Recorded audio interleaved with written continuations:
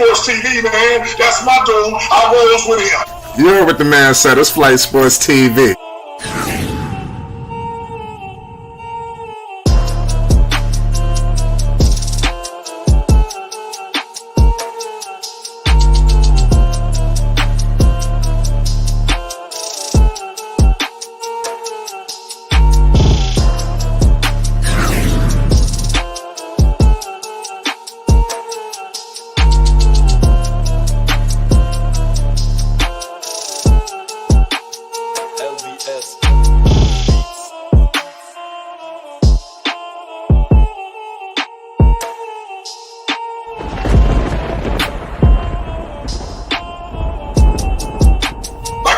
Flight Sports TV, that's where it's at.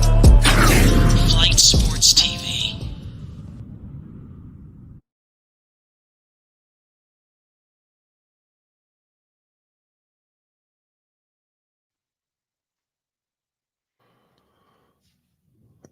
What's going on, people? It's Flight Sports TV. I appreciate y'all for checking with me. Y'all already know what it is. We back with another one of them things. Listen, we got Ja Morant live today. You already know. Listen, ever since this man has returned, the Memphis Grizzlies have ran it up, all the way to the high heavens. I think homage needs to be paid. They have a man returning. I have all word that we could be seeing the return of Marcus Smart. We all know what this man is capable of doing. We got to give this guy major props. I'm interested to see how he takes the Memphis Grizzlies up a notch. We do have the return of Marcus Smart, ladies and gentlemen. I'm interested to see what he brings to the table. So we got to definitely shout him out, put him to the forefront. We're gonna break it down. They're facing off against Zion Williamson, Brandon Ingram, and the New Orleans Pelicans as they take the floor now as we speak. Y'all let me know your thoughts. I got Phonics in the building with me. You see what's going on. We got NBA live. Shout out everybody in the chat. What do you think about these two teams as they take the floor in Memphis and New Orleans? What do you think about these two teams? Well, what's up, y'all? Everybody out there, man. Yo, Memphis, man. They're 3-0 now with Ja. They were 6-19 without him, man. But they got a tall task, man, in that Western Conference, man. I mean, for all intents and purposes, I mean, they're in like 13th place right now. I mean, it's going to take a hell of a climb, man, to get back in any kind of playoff contention, man. Do I think they could do it? Of course. And like you said, with Marcus Smart, man, I don't know why Boston traded him. I mean, everybody has their own theories, but I just really thought he was the heart and soul of that defense, and I didn't understand that. Now, New Orleans, they're still a young team to me. I think they're still learning, but if they can all stay healthy, you know what I'm saying, the starting five, if they can stay healthy, I don't know, is Jose Alvarado back yet? Yeah, if I'm not mistaken, yeah, I seen him play not too long ago. Okay, you know what I'm saying, if we can get guys like him to contribute, and of course, you need Zion, you know what I'm saying, healthy, man. I think they're a problem in the West. Do I think they can come out the West? No. But I definitely think they're a problem. If they can keep this team together, they can make noise in the next 2 or 3 years. I believe that. In the next 2 or 3 years, they can make some noise. They won't have CJ probably by then, but the rest of their players will just be entering their prime. Brandon Ingram, Zion, Herb Jones, these players will just be entering their prime physically. So we'll see. No, I'm with you on that. Like I said, as we watching the Memphis Grizzlies, there's guys who I'm interested to see. Like, for instance, Marcus Smart is back in the starting lineup. What does Marcus Smart bring to this team? We know what he did in Boston. This is his first time playing with Ja Morant on the floor. What does he bring to the table? Disruption, tenacity, strength, motivation. When he was with Boston, when he got going, that's when you saw the team get going.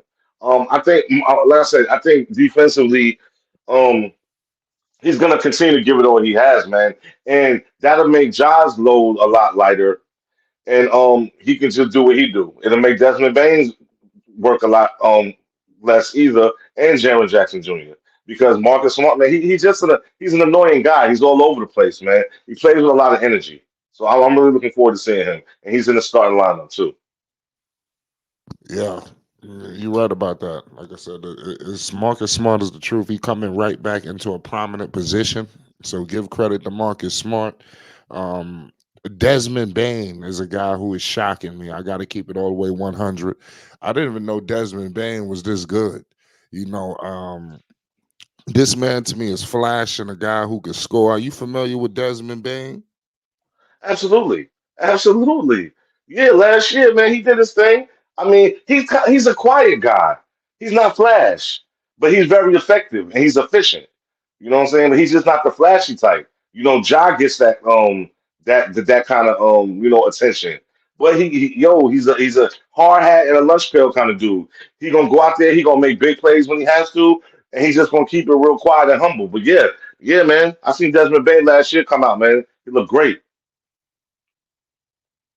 Yeah, like I said, I like Desmond Bain. Another guy who I'm high on is Jaron Jackson Jr. The game is tied right now. They facing off some juggernauts here, in my opinion. I don't think Brandon Ingram and these guys are nothing to play with. Clearly, Zion, we're going to get to the weight issues. Mariah Mills, we're going to break it all down. What's your thoughts on the Pelicans? What's up with Brandon Ingram? I mean, how talented is he? Oh man, Brandon Ingram is man. He to me, he's like a poor man's Kevin Durant. You know what I'm saying? But you know what I'm saying? He's very talented, man. He always has been since he came in the league, and the sky's the limit for him too. As long as he can stay healthy. And I just want to tap on this real quick. You said something about Zion's weight. I wish like Shaq and them and all them older dudes would stop talking about his weight. Shaq, he likes to play on. Oh, I was a big man. I was a dominant big man. You was a fat man too. You was a fat man. You played many a seasons when you were not in shape. That's why Kobe wanted you gone, and that's a fact. You know what I'm saying? Charles Barkley as well. So I just, what I'm saying? I'm looking at Zion now. He's a big man. I don't. He's not fat to me. He's not fat though, and I wish people stop using that kind of language because a lot of athletes these days they can't take that kind of criticism. But I salute him for just playing through all of that and doing what he got to do. I mean, I totally agree with you with that point. Zion Williamson, I don't think it's as bad as people, point out. I think some people take it to the next level. We spoke on that before. Um, but it is what it is. In the end of the day, he's very talented. I know that the New York Knicks would love to have him. I don't know how much of this is he just want to get the hell out of New Orleans because I want to think that what if he got to another place? Would he act like this? What do you think? Um, I mean, when you say act like, I mean, like, what do you mean by that? Because I don't frankly think he's doing anything wrong. Now, when he first came there, was he a little overweight? Yes. I think that was baby fat, and I think it's all gone now. And I mean, to be honest with you, I'm like you. Hell, okay, go ahead and get rid of me, New Orleans. I'll go to New York. I go to New York and put on a damn show. No problem. The teams will still line up to get Zion. Let's just be frank about that. Zion is he's a young dynamic player. It ain't like he's in year 6 or 7 and he's just been scrubbing it up. No, anybody would take him. And it would take a king's ransom to get him too. What you mean the whole like some other shit? You talking about like some hmm half the team? They take a good amount of picks. So yeah, so New Orleans capping. You know what I'm saying? They'll act like, oh, we haven't guaranteed. He's in his last 2 years are not guaranteed those contract and da da da da this, da da da da that. Let a team come calling right now and be like, yo, we want, you know what I'm saying? We want Zion Williamson. Come on, man. You know they're gonna ask for a lot. You already know they're gonna ask for a lot. It's gonna be a haul, for this guy Zion Williamson. I hope that the Knicks are involved because I mean, as I'm looking at New York, they just need to get somebody in there, just to fill that void. I hope that they could get that, in my humble opinion. I'm hearing guys like what I was gonna say, also dudes on the block. Possibly, I'm hearing Joel Embiid. These names are huge, so I start to think even Joel Embiid in Memphis. I don't think Memphis got the pieces, but could you imagine if you could pair him with John Morant? You know, it'll probably take you Jaron Jackson and Desmond Bain to do it, but hell, you do it. I can't imagine Joel leaving Philly because he's the man out there. But he is, going, he's into his career kind of deep now, and the NBA is funny like that. And dudes want to win. I never thought I'd see Dame Dollar playing with Giannis. So crazier things has happened. So you might be right about that. I mean, he might. It can happen. It can happen. So It could. You're right about that. Like I said, the score is 10-7 right now. We don't know who's gonna win this game. We keeping an eye on things. We just discussed Desmond Bain and Jaren Jackson. What's up with Zion Williamson? Mariah Mills is back at it again. I don't know if you noticed it. She was just in the airways as Ja just scores again, making it 12-7. What do you think about this situation with Mariah Mills? Because I thought we was done with it. She seemed like she only getting enough of Mr. Zion, who just scored as well. And he's just as laser focused with all of this happening.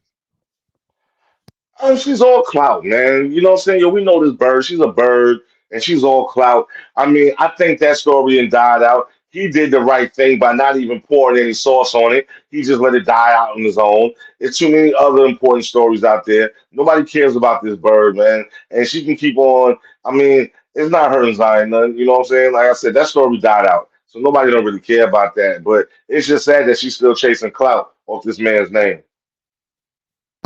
Yeah, they got to figure that out because Zion Williamson is definitely one of the better players in the league.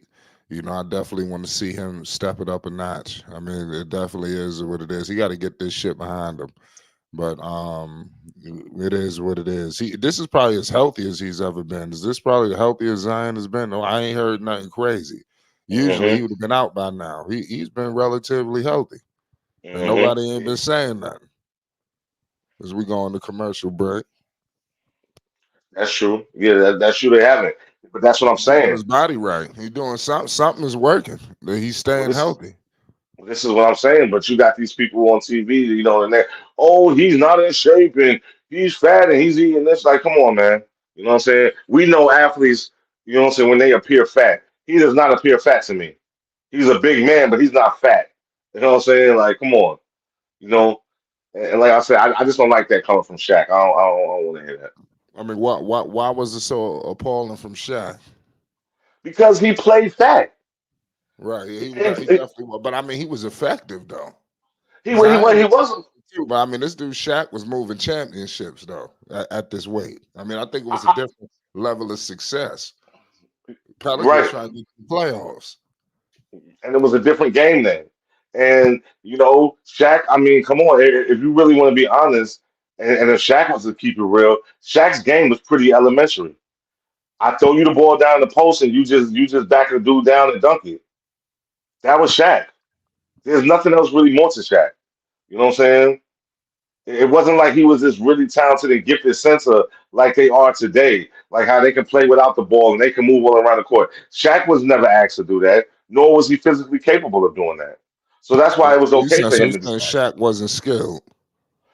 He was You skilled as going a that big far? man of he was skilled as the big man of that era. He wouldn't be able to play in this era, I don't believe. I just don't believe that.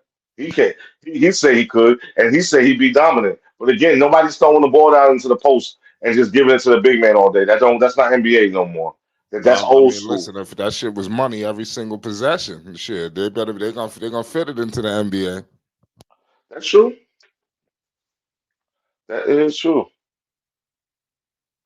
I mean, I definitely like what I'm seeing from Zion Williamson. You're right though. I think that if he just got in shape, he'll take his game to another level.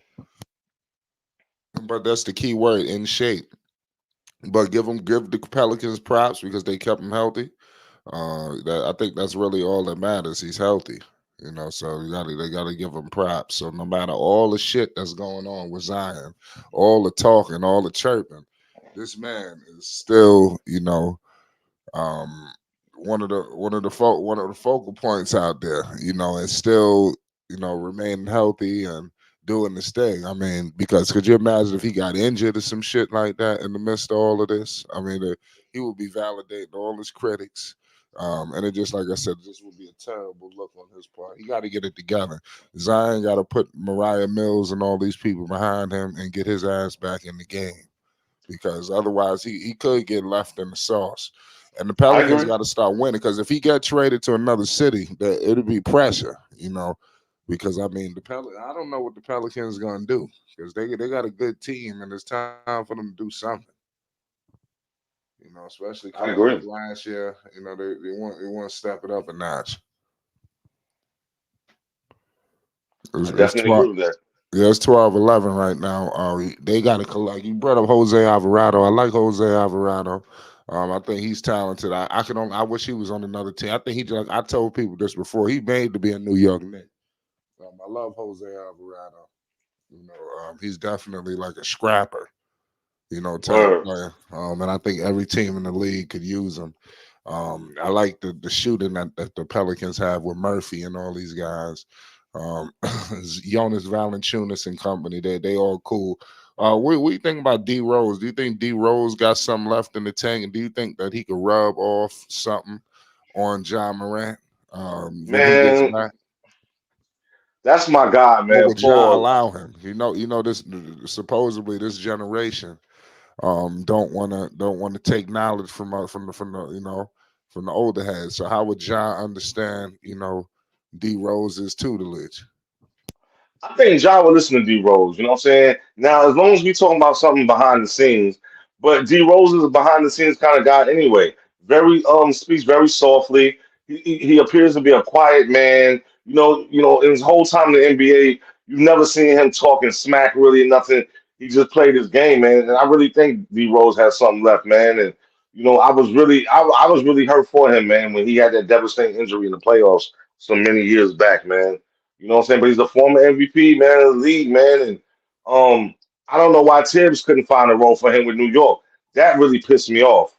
You know what I'm saying? That really pissed me off. But it appears that Tibbs is somewhat of an a-hole. So, but anyway, you know what I'm saying? Yeah, man. Ja could learn a lot from him, man. You know what I'm saying? He could learn a lot from D Rose. And, I'm hoping that, you know what I'm saying, they have that kind of relationship where he is listening and taking some advice from D Rose. You know? Right, that Desmond Bain right now is killing them. They can't stay in front of him. Like I said, I didn't know that Desmond Bain was a scorer. I thought that he was offensively challenged, but this man already has 12 quick ones. I think that the emergence of Ja, you got Marcus Smart. These are all other options. I think Memphis could use some other offensive options. Marcus Smart could get hot. He's got the pedigree coming from Boston. So I think that they got all the keys working with them to get to the postseason. If they keep winning, I mean, shit, they're gonna get there in a heartbeat. So clearly they have a plan here. Memphis has a plan. They're not just playing out of nothing. And I'm telling this dude Bismack Biyombo. They keeping Bismack in the league. I thought Bismack was finished. They got Word. Bismack out here being productive. What the hell? Let me say, Bismack damn near had a double double last game, 8 and 11. What the hell is going on out here in Memphis, man? It seems like some magic is happening. Also, we all know the king of Memphis, Ja, is back. Ja is people try to criticize him for saying he don't make his teammates better, this, that, and the third. But these guys are undefeated, playing out of their minds. This is like new basketball team. What do you think about the critics of Ja Morant, who said all of these nasty, devastating things? Yeah, they're silly, man. And they're just talking to hear themselves talk. Of course he makes his teammates better, man. Because when you got somebody his caliber, you know what I'm saying, you want to step your game up and you want to win. You don't want to be the reason that they lose. You don't want to be the reason that they down in points. So yeah, everybody does step their game up, and they did the same thing last year. So that's when I really seen Bane, man. He was playing, he stepped his game up last year. Yeah, he's an offensive weapon too. You got him and John on the court at the same time, and it's a problem. Or take Ja off the court and you got Bane out there. You know what I'm saying? They're gonna get work done, man. You know what I'm saying? But Ja does make his teammates better. All great players do. Every great player that's ever played in the NBA or any organized sport, they make their teammates better because the teammates have that unspoken pressure on them. They want to perform up to a certain caliber to, what I'm saying, comparable with this superstar teammate. You know what I'm saying? So we gonna say and say LeBron don't make he hasn't made guys better over the years. He's gotten guys checks. Hell, Tristan Thompson, he got him paid. Mhm. So yeah. Like LeBron got a lot of people paid.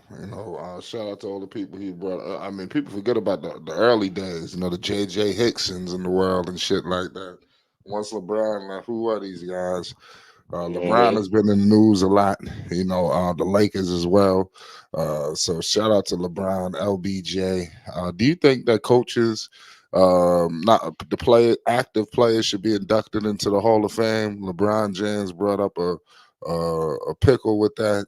He was upset. What do you think about that?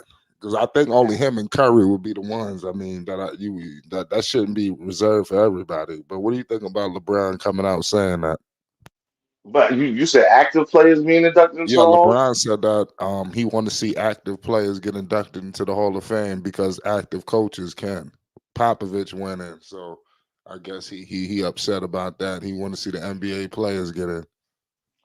I mean, okay, but at the end of the day, what does it really matter? We know a Hall of Famer when we see one. You know what I'm saying? So whether you going while you playing or you going after your career is over, we still know that you're a Hall of Famer. You know what I'm saying? It doesn't matter. You know what I'm saying? There's certain players we watching right now. Kevin Durant, we know he's a Hall of Famer. We know Chris Paul's a Hall of Famer. Steph, etc., etc. So I don't nah. I think it's better that you go after you done playing. You know what I'm saying? For the athlete, it just it means more. Like your career is over. You're not coming back, and this is basically your last swan song.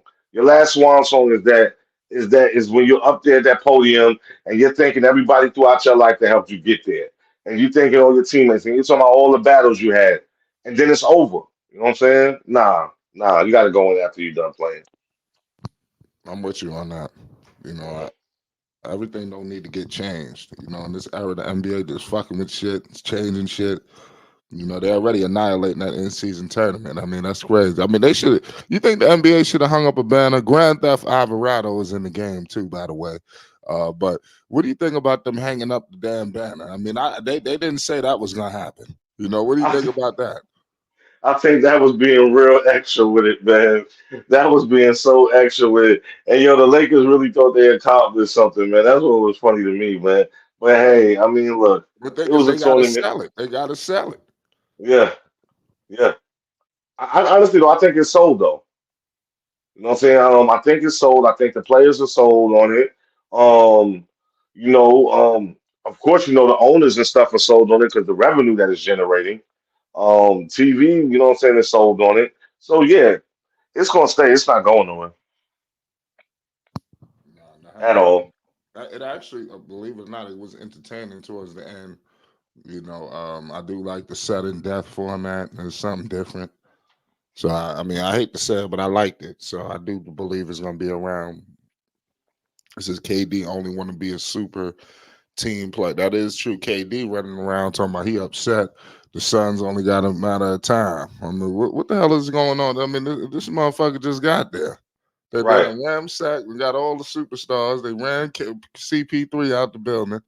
I mean, what more do this man want? I mean, how many Word. more people they could trade for?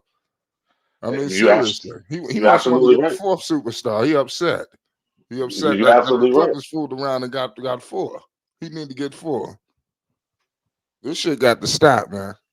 It do. I It's agree with you. disgusting. Now, I'm disgusted. Because you look at guys like Ja Morant, balling.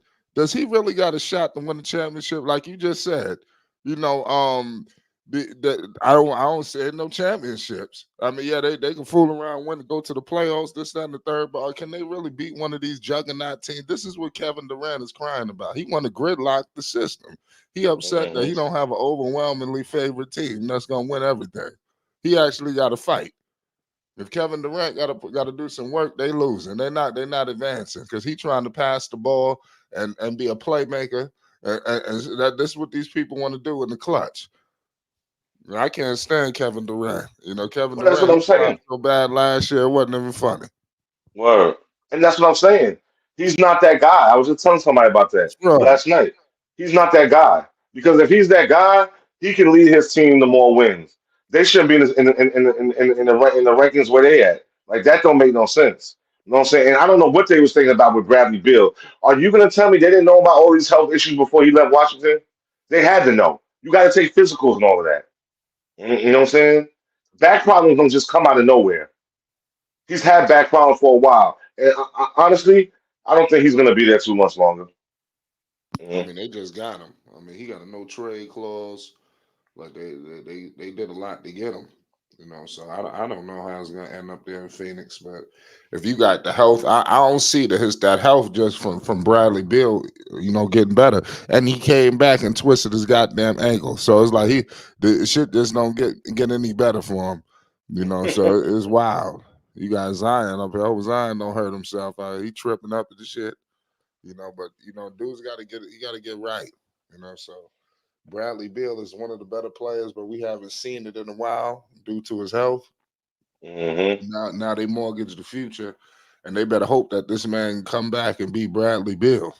Because I don't know, back problems, ankle problems. This year is just not the year for Phoenix. I think this is going to be a wash year, and they're gonna have to get it back next year. That's just But, my but humble opinion.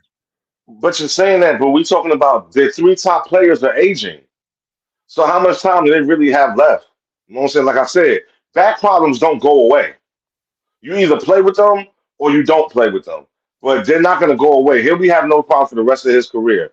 Then you got Kevin Durant. Then what's his name? You know what I'm talking about? Light skinned boy.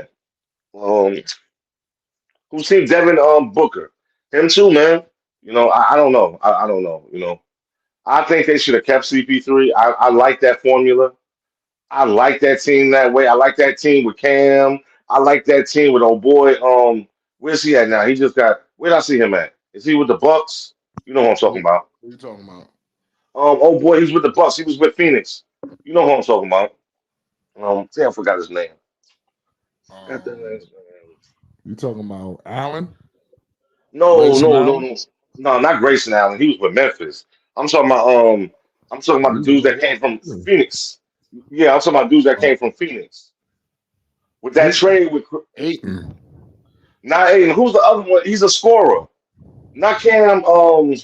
It was a bunch of them that got traded. Anyway, yeah, they mortgaged their young talent, they good young talent for what? And this is the thing what I don't like about these sports franchises. Everybody's all parody. Everybody wants to do what they see the next person do. Okay, so you got three quote unquote Hall of Famers and superstars, and you still ain't gonna win nothing. I just don't believe the Clippers are gonna win anything. I don't believe in them. You can have James Harden all you want. James Harden was on three other teams. Did they win anything? Man, good call. Kawhi can't stay healthy. Paul George can't stay healthy when it counts. So what are we talking about here? Nobody wants to build through the draft anymore. Everybody wants to win right now. And and sadly, that's why they're not succeeding. That's why I told you. I give the Pelicans about another year or so. They're gonna be making a finals run. I give Memphis another year or so. If they can keep their same players and acquire some more through the draft and stuff like that, they'll be straight. But never mind all these superstars, man, because you don't know what you're getting. Unless it's somebody like LeBron James, who we know is durable. You know? I said, never mind all these other guys, man. No, you right about that. I mean, you got to build through the draft. Listen, I'm trying to think of some teams that give good examples. Look at what's going on with OKC. Obviously they traded Mm-hmm. for Shea, but for the Mm-hmm. most part, that's their homegrown talent. And Magic. with Mm-hmm. yeah, Orlando, they're gonna have some problems. See, another thing, when you start having to pay these people, see, this shit look good when everybody on rookie scale contracts. They gonna have decisions to make. You out in a small market, you ain't gonna be able to pay Shea, Chet, uh, Mm-hmm. this one. I mean, how many people you gonna pay? Look what's going on with Orlando. How many people they got to pay Paolo? They got keeping these people together is gonna be the problem. As they Mm-hmm. start phasing out of their rookie deals. So I don't know, how it's gonna work out. But I'm with you with the draft. I think teams that's doing it right, OKC. Um, Pardon me, you brought up Orlando. Shit, if you want to see what's going on with Minnesota, I mean, look what's going on with Right. they top seeded, they number one player, Anthony Edwards. I mean, clearly you got to pay homage to him now. Before you probably tried to discredit him of his talent, but he's all the way there with it. I mean, point blank, period. You gotta call it how we see it. These dudes are talented. I'm trying to think of somebody else. of another Yeah, young man. Yeah, team. yeah, exactly. But this is what I'm saying. You got these teams who they want they want right now results. Oh, like the Bulls. Okay, we're gonna get Lonzo, we're gonna get Oh, this guy, we're gonna get that guy, we're gonna get that guy, and then people don't stay healthy, which is not their fault.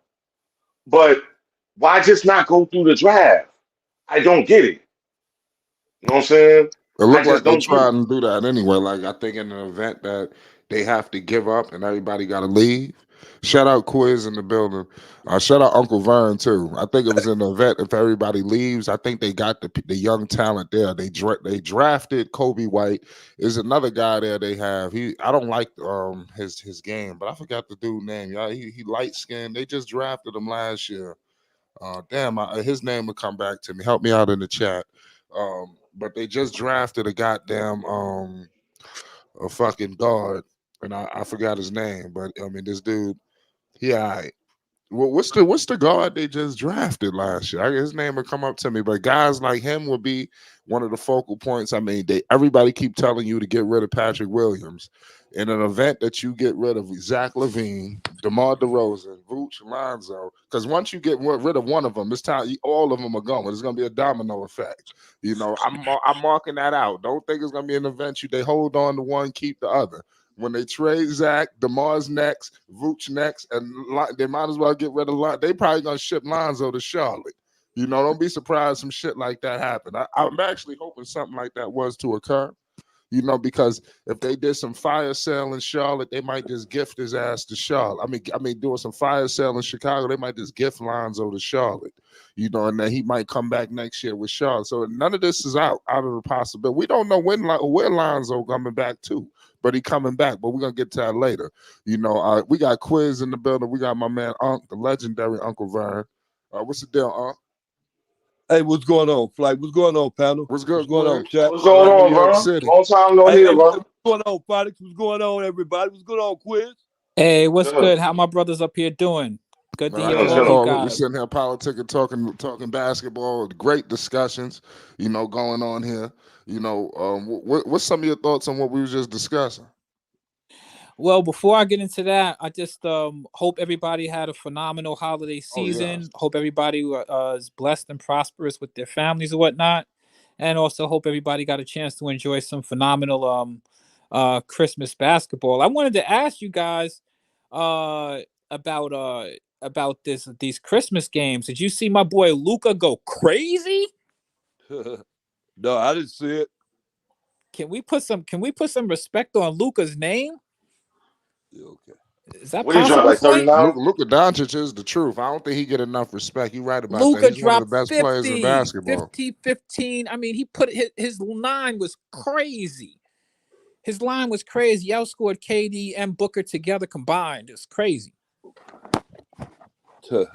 I'm Molly with you on whopped him. that. Historic. It was actually, there's been a lot. You know, the thing I noticed, Flight, is that you'll notice that there are more historic performances in the NBA than, I mean, I think that if you guys really pay attention, you see more historic performances than probably ever in NBA history these days. What you mean as far as scoring? No, I mean, like, all right. So, for example, Giannis Antetokounmpo, he dropped what was it? A 50 with a 50-piece triple double, right? He has the most points, assists, rebounds in the Milwaukee Bucks franchise history, as well as the most blocks. That's historic right there. Would you agree, Uncle Vern? Oh yeah, Quiz. Yeah, I agree. But that been going on even before. Well, I agree. You know, but I'm thinking that you saying that it's an up rising as far as the scoring go, and I really understand why it's going like that because of the foul Well, calling. I mean, you've been watching basketball as long as I, Uncle Vern, so we Right. know that they opened the game up. So of course they kind of manipulate the game to be more scoring. But I mean, I'm not just talking about scoring. I'm just talking about, we have some phenomenal performances. We get into that. Yeah, these players upgrade themselves. I agree with you because you started with the right person, Giannis. Giannis, he getting that jumper, so he getting that 3-point jumper. shot going. So he working on this game, man. I'm telling you, hey Quiz, that's why I love Lonzo, and that's why I love Melo. You understand me? Even in Jello too. That's why I love them because of their game. They can uplift their game. Their game just get better and better. That's why I love Kid Austin because his game just get better and better. It just get better and better. The more pressure you under, the more their game just show up. They made for the moments. Go ahead, Quiz. I'm sorry. Nah, I mean, yeah, I think that's a beautiful thing in the NBA. We're seeing a lot of talent, and we're seeing a lot of people come. I mean, but like you said, Uncle Vern, we've been watching basketball for a minute, man. This always happens. You know what I mean? It's always just amazing to see it happen in the moment when it's happening. You know what I mean, Uncle Vern? Hey, I did. Yeah, I know it. I seen it. What was that? The last year, the year before last. Remember when Melo came up into Milwaukee, boy? He gave Giannis a fit, and I think they wanted when Melo them won the game, and it came off. Giannis wanted Melo jersey and wound up not getting it, or getting it and not getting it. How that little thing transpired. I knew then it was gonna be a changing of the guard, young man. That's what you're talking about. It ain't nothing but the changing of the guard. And look who is getting bad. Giannis take heed to what that young man did to him, and look at all that experience and all that talent Giannis got. Yeah, beautiful ain't basketball. Game recognizing game. Yeah, I get you. What you think? What's going on with John Morant? Where does he stack up with the top guards, especially out west? You know, obviously we put Steph in the class of his own, but after that, where do you place Ja? You know, I love Ja Morant myself personally. Just like what I was just talking about. I mean, the NBA is full of awesome point guards, guys. I mean, it's full of them. Just like we're talking about Ja, we could talk about a bunch of dudes, but speaking on Ja specifically, and I'm gonna be speaking about this pretty soon also with Zen publicly on one of our broadcasts. But to be quite honest with you, man, Ja Morant is, I mean, he's got to be up there. I mean, we've already seen Ja Morant take his team to the playoffs, which is one of the hurdles that you want to see a player do, right? Uncle Vern and all you guys can pretty much agree with that. We can all agree that the one thing you want to see when you have a young player that's supposed to be a talent, you got to first off get to the first spot. I can't talk about somebody's greatness and all of this stuff. You know, like Zen is jumping out the window with all the Halliburton stuff. I love Halliburton. He's a good player. He's doing good things. But get to the playoffs first. Please. First, let's get there, right? You know what I mean? Then when you're in the playoffs, can you guys agree with me on this? You got to be able to actually win a series. Or I'm talking about as far as if you're the man on your team, I need to be able to know I can trust giving you the ball in the clutch to bring us home and carry us home down the stretch. Now, can we all agree that Ja Morant's proven himself by doing that already, correct? Right? He's already proven that by doing that correctly. Yeah, now, last year, of course, the team was a little bit jacked up or whatever, so they didn't get as far as they would like to go. But here's the thing. I mean, Ja Morant has shown when he's on the court, he is the leader of his team. He is the go-to person of his team. He performs in the clutch. So really, Ja Morant, to me, he's got to be up there in the upper echelon because there's a lot of these guys who haven't even done that yet in the league, right or wrong?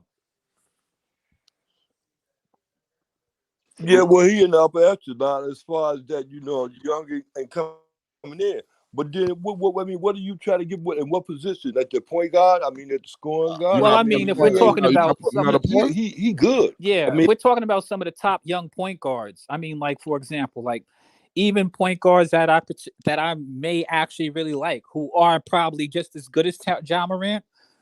One, you got to get there. You know what I mean? Like, so Ja Morant and Luka have already shown that these guys are worth that because you know that they're team leaders and you know that they can perform in clutch minutes. The next hurdle for them is to actually win, get to the Western Conference Championship. I want to. I don't mean to cut you off. Go ahead. What you think about Ja? Don't you think he was robbed last year? They were second in the West. Obviously, he did it to himself, but they were second out West. They never got a chance to really fulfill. Who knows if they would have made a deep playoff push? What do you think about that situation? I mean, robbed of what though? Like, what was he robbed of? I mean, they damn near didn't they get swept out there in the first round? I mean, they got didn't they get smacked up by didn't they run into the Lakers, right? Yeah. But remember that the Lakers had the size last year. Because to me, I'm gonna just be quite honest with you, Flight. There's another player out there that's highly underrated. You see that boy, my boy DeAaron Fox? The Yeah, nigga Kings, Fox. Yeah, Fox is a the problem. Kings had a great record, and then you talked about Sabonis, but people are sleeping because this guy DeAaron Fox is one of the top scorers in the NBA. He's one of them. He's one of the point guards out there that I think is pretty much unstoppable offensively. I mean, this guy goes bananas offensively I with ain't gonna lie, man. regularity. Fact that once Lonzo got hurt and he went out of commission, this dude Fox just went back to the high heavens. You know that I deep down I want to admit to you, there's always been a head scratching moment for me watching Fox and going this tear because I know Yeah, that and Lonzo was nobody shutting that shit down, and the and fact Flight. that Listen, I'm kind of disgusted. yeah, and You know, to Flight. see Fox, getting all Nobody this talks about acclaim. that guy. Lonzo Nobody not talks here to about shut him De'Aaron down. Fox. What'd you say? I said, and nobody talks about De'Aaron Fox at all. You know what I mean? And the Kings have good record, even have a good record Mm-hmm. again this year. Nobody Mm-hmm. talks about him. They talk about everybody but him, and That's true. playing as good as any point guard in the NBA. Period. Point blank. So I mean, like he's a scorer, but I mean, come on, we watch basketball. Uncle Vern been watching this for a while. De'Aaron Fox be dropping 40 like that's nothing to him. He drops 40, 30s and 40 points like, you know what I mean? That's pretty simple to him. Some of those games he be hot as hell from 3 too.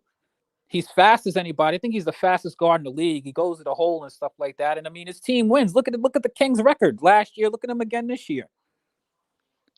A lot of people don't like the Kings. You don't have to. You may think that they're not going to go anywhere. You're fine to believe that, but take a look at their record every year. This team is a top 3, 4 seed every year in the West now. Mm-hmm. They a problem. I like the Kings. I mean, they just had to make a decision not too long ago. You remember they got rid of Halliburton. Exactly. I mean, that was crazy. So when you talk about Ja Morant, to me, it's like they're kind of other point guards out there. A few years ago, remember we were talking about Trae Young, you know, when Trae Young had won a few games in the postseason. So I think the NBA is in good shape as far as point guards go. But now it's like king of the hill. You know what I mean? Like y'all guys, we can't just be talking about you guys. You guys got to start getting to the point where you could be like Steph Curry and accumulate some hardware for us to take you. You know what I mean? To really, yeah. I mean, you can't go wrong with you. none of them. You can't go wrong with none of them, right? Yeah, and I'm gonna be honest with you. I think LaMelo will eventually be there also, but it's not easy. Ain't nobody giving those spots. LaMelo he getting dogged out by the team that he's on. You know. Well, I mean, I think a lot of those guys have that situation. Flight, like for example, like Jalen Brunson right now is looking great, but you actually let's be honest, and I mean, I'm sure Delfani, probably agree with me. Like winning means something. Delphonics. Yeah, Delphonics. Like winning means something, right? Right, Delphonics. Am I correct or am I just capping? No, you're not capping. No, I agree. I mean, winning means something. So I mean, like I can't just throw a crown on somebody just because I like them. Oh, there's all of these point guards are good, like we said. Now, come out here and win. Like you guys know what time it is. You want me to put you in the limelight? I mean, we all know you can play during the regular season, cooking that postseason and win. Even if your team isn't as good as some other teams, then you have to be the difference maker. That's just the way it is. You got to be the difference maker. A lot of these guys, like, that's the reason why I'm not jumping out the window on Halliburton. You could tell me about all of the Halliburton advanced analytics and stuff like that, but look, you got to be the difference maker. You know what it is. You know who you came to play with. We just got finished watching 2 teams win the in-season tournament. What does that mean? Both of those teams, look where they are in the standings. Mm-hmm. Please tell me what that in-season in-season championship win means. They took it to another level. Yeah, they act like AD is the next second best thing to slice bread. I mean, but I mean he don't do all of that when it counts. He doesn't do that when it counts.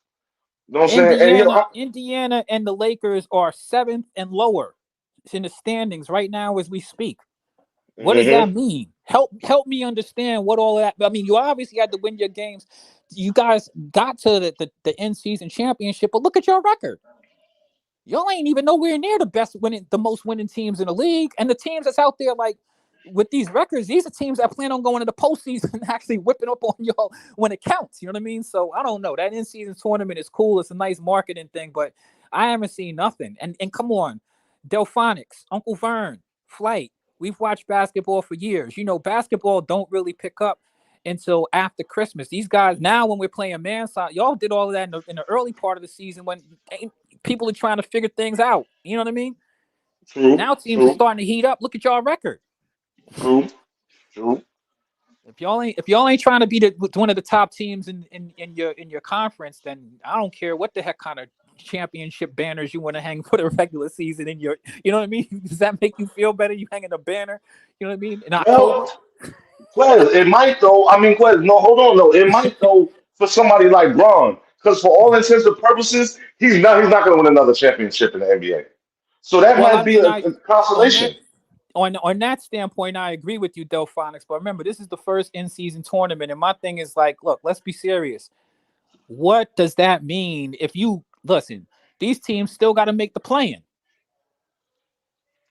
True, We're still not even sure if these teams are going to make the Indiana Pacers and the Lakers.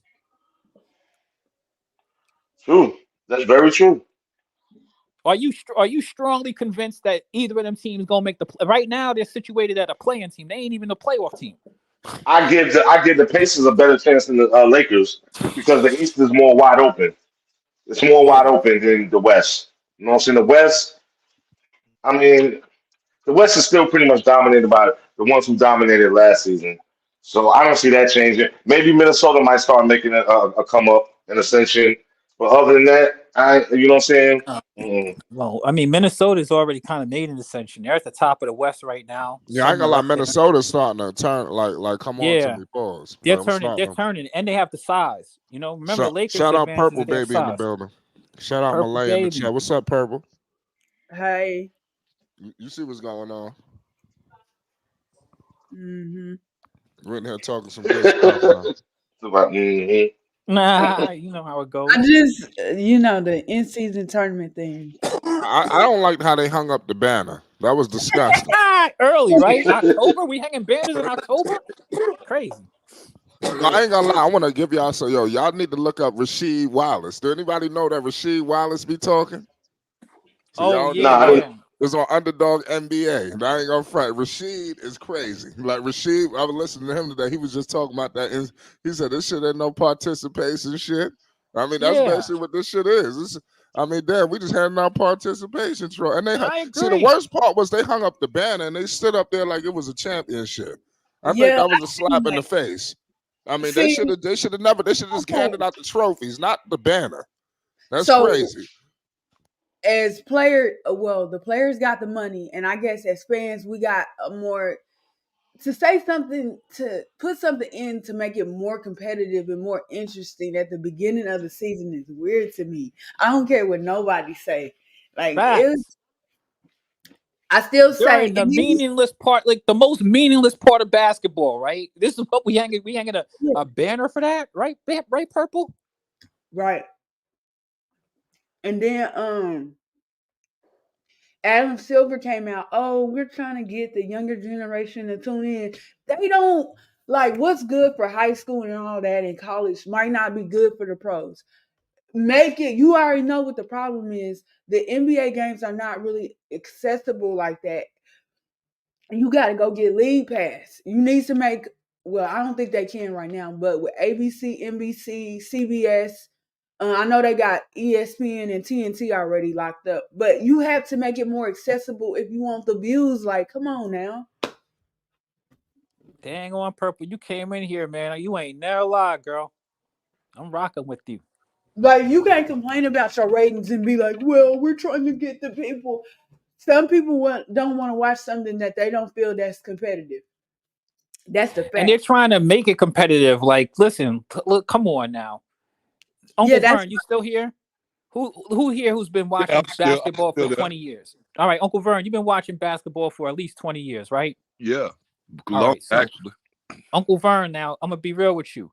I never even used to watch basketball before Christmas because my dad explained something to me, and he's right about that. The beginning of the season, yeah, the teams that are playing maybe hard or are the teams that are bottom feeders, like the Pistons or the Spurs. Hey, get our wins up while we can early. You know what I mean? Because we ain't that good. Right. But you have teams that are figuring out rosters. You got teams playing rookies and trying to figure out where they're put in. There's so much learning that you're doing, and then you're also dealing with getting dudes healthy back from last season and stuff like that. Like teams ain't a championship team ain't necessarily worried about the win streak that they're going on in September. You know what I mean? Right. Exactly.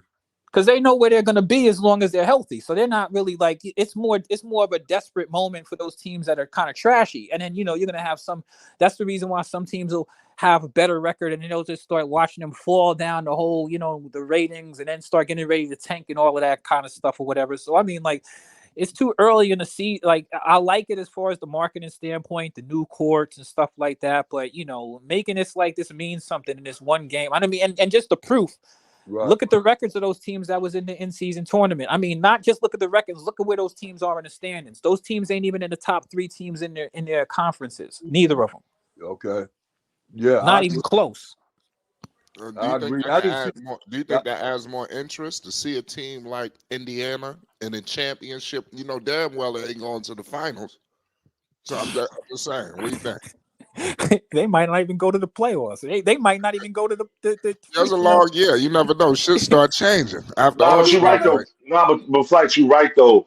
Yeah, that is a good thing for a team like Indiana, who's a small market team, who's barely on TV, and you right. see somebody break out like Tyrese Halliburton, and now you know what I'm saying that makes more people want to watch that franchise. Y'all Right. got to understand, it's not just about one team or two teams. There's a lot of small market teams that don't get the same attention as big teams, and the commission wants these teams to make money as well because then everybody makes money. Yeah, but Yep. they played against the Lakers, a team that gets plenty of national exposure. You know what I mean? And it's good for the Pacers. I think we agree. It's good for smaller teams. Like, we'd love to see the Hornets or I want to add to that. It's like with yeah, Tyrese. It's like we know about Tyrese because we basketball like junkies, but true. the average person is not on knowing what the hell Tyrese is doing and this, that, and the third. So I guess it gave more people for that duration of time more eyes on him and what he's about. So he's definitely a good player. Probably gonna be a top player in Indiana pace of history if he keep this up. You see Reggie Miller co-signing him. So I mean, listen, he gonna be one of the ones. They gotta put some pieces around him too, but they almost there.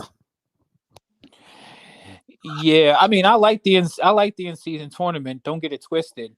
But I like like Purple everything said, but the banner. They killed it when they hung the banner up, but I loved everything yeah, about it. I didn't like it in the beginning, but I liked it towards the end. I think it's a keeper. But like we said, the banner and it's good for marketing. All of the things that I think we can all agree. I think we all pretty much universally can agree on the things we like about the in-season tournament. But I'm just saying this: it don't mean shit at all. Let's come on. We've been watching How could they basketball allow long. that banner to hang up in the crypto.com arena? That's that they should have petitioned for that not to go up there. That's where championships go. I could see Indiana pulling it. But not Yeah, not right, not, right. not the Unless a Lakers. The smaller Lakers should market, have right? petitioned for that shit. A, Hell no, get this shit out my building. a less prestigious team, or forget about hanging a banner. Maybe they should. You know how when you're doing the Olympics or whatever, or if you're doing track and field, or you're doing some sort of field day at school where you get the little medal with the ribbon. You know what I Mhm. mean? Give them a little medal. Don't deserve a fucking trophy for that bullshit. Give them a little medal somewhere. Word. Because I want to know. I don't know if it's any Lakers fans on the panel, but one thing I want to know is what's your feelings gonna be if they don't get to the finals, but they won that in-season tournament. Yeah, that's what I was getting next, Purple. Because look, we all agree the Lakers hung the banner early, right? Now listen, you win. You are the Lakers. You're a team that has aspirations of championships every year. You won an in-season tournament, but you didn't even make the play-in, or you got bounced out the play-in. I mean, come on, what the fuck are we talking about here? I mean, look, man, I ain't never counting LBJ out. I don't count out an LBJ team. You know what I'm saying? They was hoping that was going to be momentum that was going to push them through the rest of the season. Apparently, that's not the case. So, I mean, I don't know. Like I said, barring a miracle happens, I don't see LeBron James ever winning another championship in his career. And I give him another 3 years. What do y'all think about that? Do y'all agree with Phoenix's statement? I I don't know. I don't wouldn't. trust Minnesota. Anything's That's all I'm possible. gonna Yo, say. LeBron. Nah, that's why I said Minnesota good losing. Trust me. Let me tell you something. The Lakers are pause. They salivating for Minnesota. You understand? I'm telling you, just like what happened last year with Memphis. You know, even if they had John Morant and he didn't go out with all the bullshit, they would have still beat their ass because this is a young team. They got to go through the shit. But the only thing is, Minnesota might be a little tough because they have been going to the playoffs. It's not like he ain't never been to the playoffs before, and that's Anthony Edwards. You know, I just want to put so they might not be just some pushovers. You know, like how like with Sacramento, like they got Sacramento damn near got sun last year. If Golden State, they just was scared, they was too tired to run with them. They probably would have beat them a little sooner. You know, but it went all the way to 7 games. That game, that series with y'all know what I'm talking about. But what I'm saying is Minnesota is a team to me that I think the Lakers could beat. But something is telling me that Minnesota ain't no pushover either because you got the big man who was in Utah. He been in the playoffs for a minute. You know what's going on with Cat. He been to the playoffs, and like I said, Edwards been in the first round losing and losing. Now it's time to take it up. So I wouldn't be surprised if they did fool around and get to the. It's all about matchups. I know I said a lot, but. Minnesota, No. I don't Now know. that's what you was really saying. That's the most important thing. Is basketball is a game of matchups. So the Lakers, I'm picking the Lakers against match up. Minnesota. Well, the Lakers matched up. The Lakers match up good with squads like Sacramento or the Warriors because they have big size advantages on those squads. But then take a look at the teams they lose to.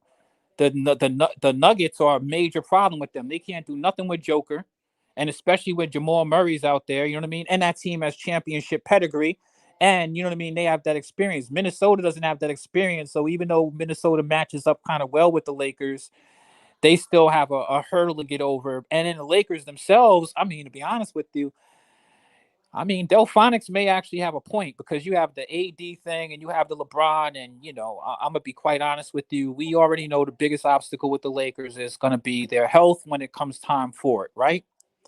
And And their then, role players stepping up and playing on a championship level, which you know, you had Reeves last year, you had D'Lo did a little bit, but I don't know, man. I don't know. I don't know. Delphonics, I feel as though the Lakers are the same old Lakers. People can try to talk about all of these people on the Lakers. I'm going to tell you, them motherfuckers don't mean shit. It's LeBron and AD. All right. You're going to have up and down performances from everybody else because the primary people on that team you got to really worry about is them two.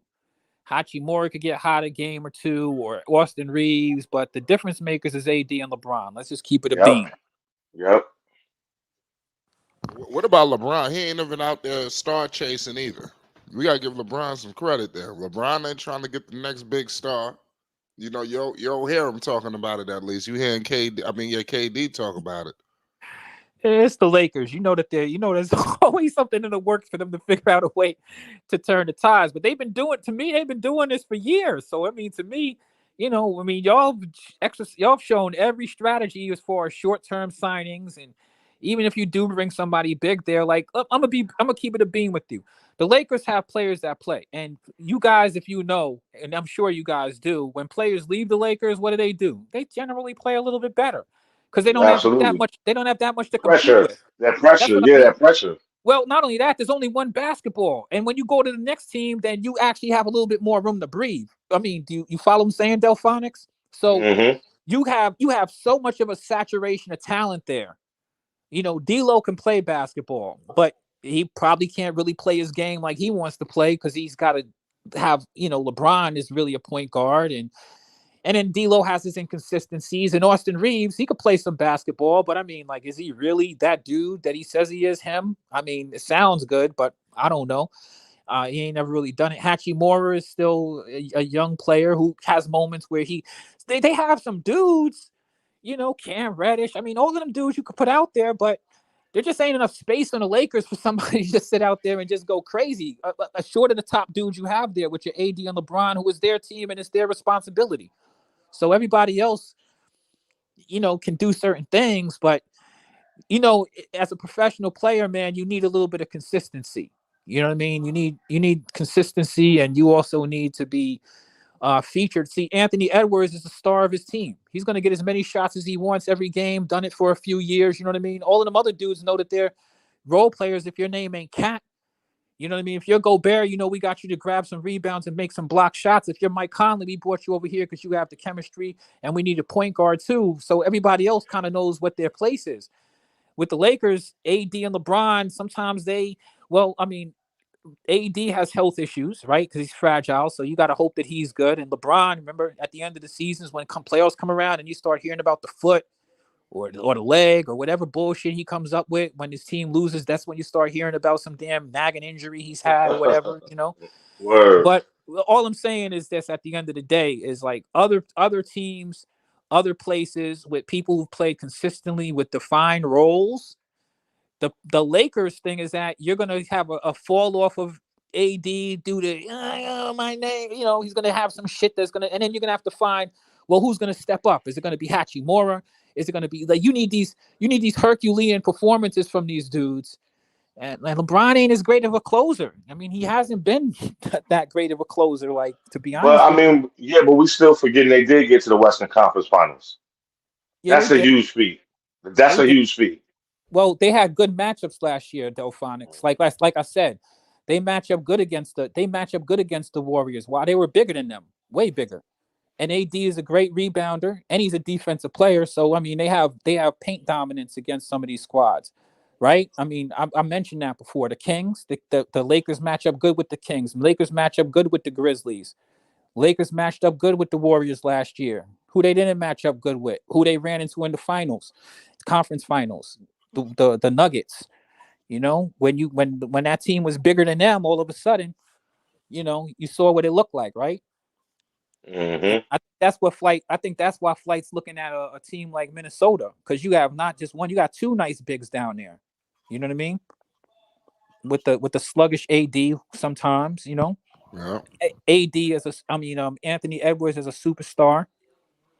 I mean, that team could give the Lakers a problem. I mean, really, they have size and these other aspects. So, I mean, the Lakers have a good team on paper. I'm not tripping on the Lakers, but look at the Lakers record and look at the Lakers over the last couple of years. The Lakers are on a trajectory right now that's going to have them somewhere around where they were last year before they made that little run after that trade. So you think the Lakers aren't going to try to make a trade again this year, Flight? Trust me, Of they're working course. on it right now. Of course. Of course. But another thing with the Lakers, you know, take LeBron and AD off that team, it's a young team, man. Those are a lot of young players, man. And I just they don't have star potential to me. Like, okay, Reeves, he'll shine a little bit here and there. Hachimura shine a little bit there, him and there and there. But even D'Lo, I don't know. I don't see it, man. I don't see it.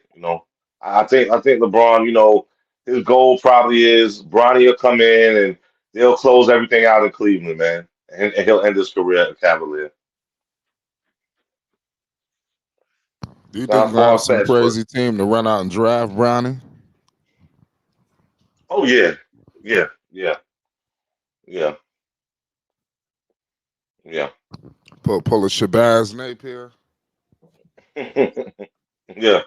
y'all remember that when Miami I drafted remember him? Shabazz Napier from UConn. Yeah, they tried to Hmm. draft. He out there playing with Kemba now.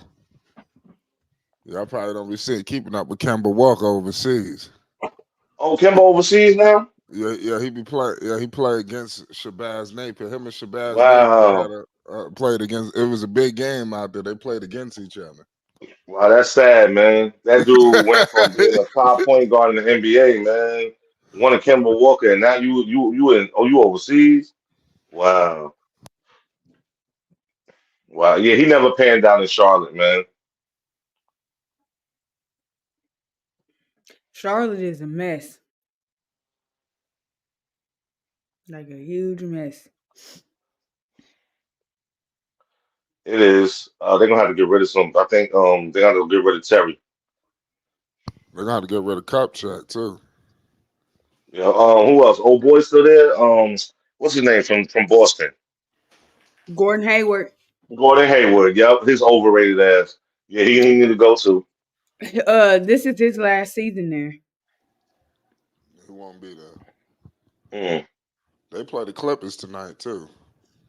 Clippers They been gonna balling. get I ain't gonna lie to listen. The Hornets is finished. You know, they just losing and losing and losing. It's over. Like I'm so disgusted with the Charlotte Hornets. It's not even funny. When does LaMelo Ball come back? There's no concrete evidence, but there will be some updates from Flight Sports TV. So y'all be on the lookout. Shit Okay. about to start picking up. So you know when Melo start to come back, shit start picking up. Shit about to pick up. So you do the math. Yeah, but we got like what? We got like what? 45, 50 days until All-Star break. I mean, 60 days or whatever have you. Like, you know what I'm saying? That's when teams really start making a run, man. well, Um, the Hornets to me is out. Like I'm sorry, Hornets out. they so far out. It ain't even funny. Yeah, I think okay, they're down there with the Pistons. they missed their ship is sailed. You know, they blew their opportunities. You know, and now they're in a world full of shit. I tried to Mm. tell Hornets fans this that they wasn't gonna be that good this year. They if we're healthy and no, and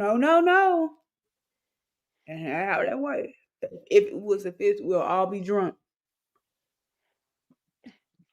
And the East is wide open. The East is still wide open to me. I mean, it's a handful of teams, but it's not many. It's not many teams that look good right now. So the East is still wide open. My Knicks is looking good though. So that's we rolling. Jalen Brunson being the man, he worth every penny. He is Mm, worth every penny. He been balling. mm.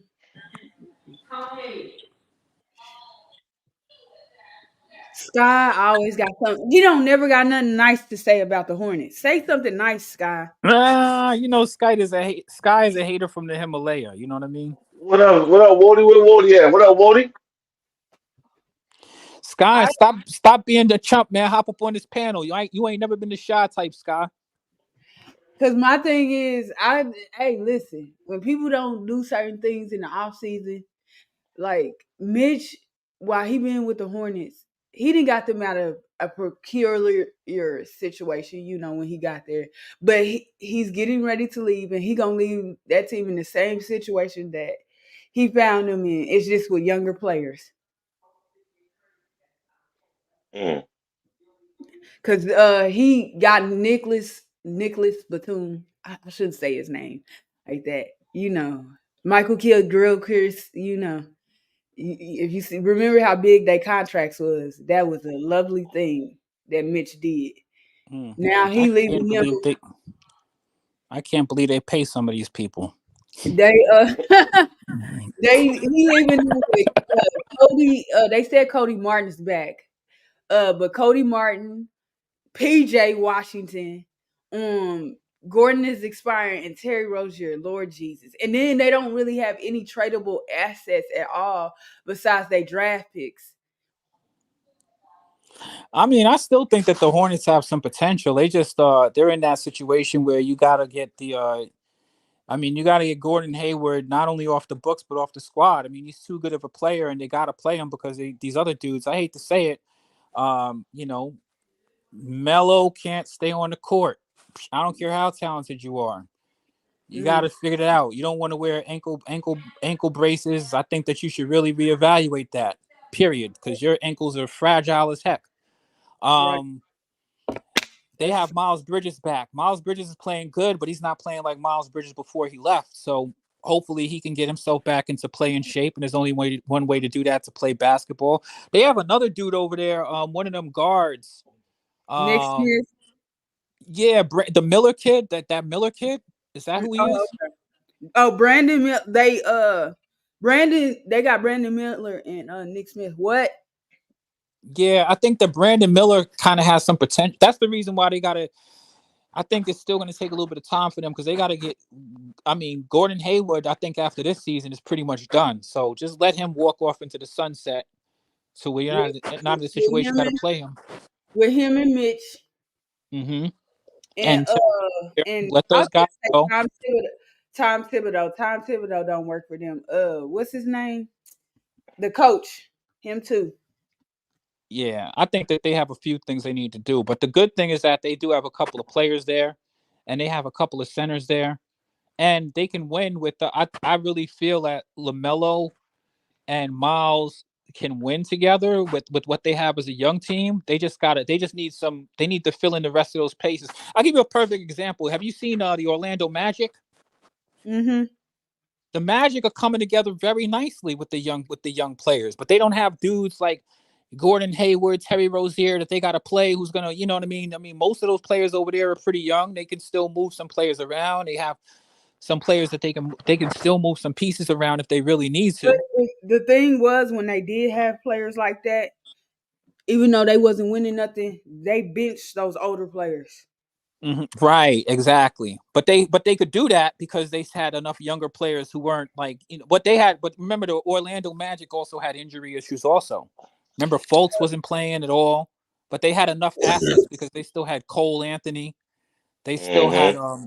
Ball was actually was a big piece of that team at a certain point because last year at the beginning of the season he was handling the ball and everything, and they loved him. But then like they had a bunch of pieces coming in and out, so they managed it really well. I don't know what the heck's up with the Hornets with their management, but you know, Because they thought bringing Terry was already there, so bringing Hayward, over there the year that they drafted LaMelo, they thought they were a playoff team. People laugh about that, but that's how they felt.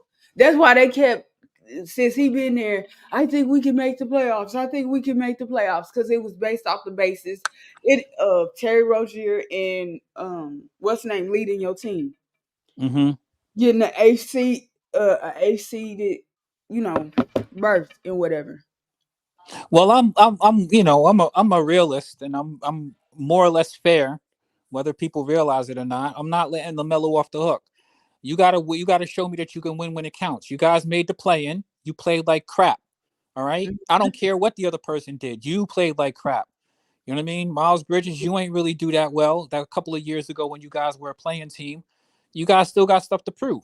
So I mean, if you want to be a star, you got to play like it when it counts. That's all. Yeah, Period. I agree with you there. Otherwise, what we talking about? Like, I like your talent. I love all of the fancy stuff you do. I like your. I think that Lamelo is. I think Lamelo has all of the gifts and all of the tools. I like Lamelo as an actual basketball player.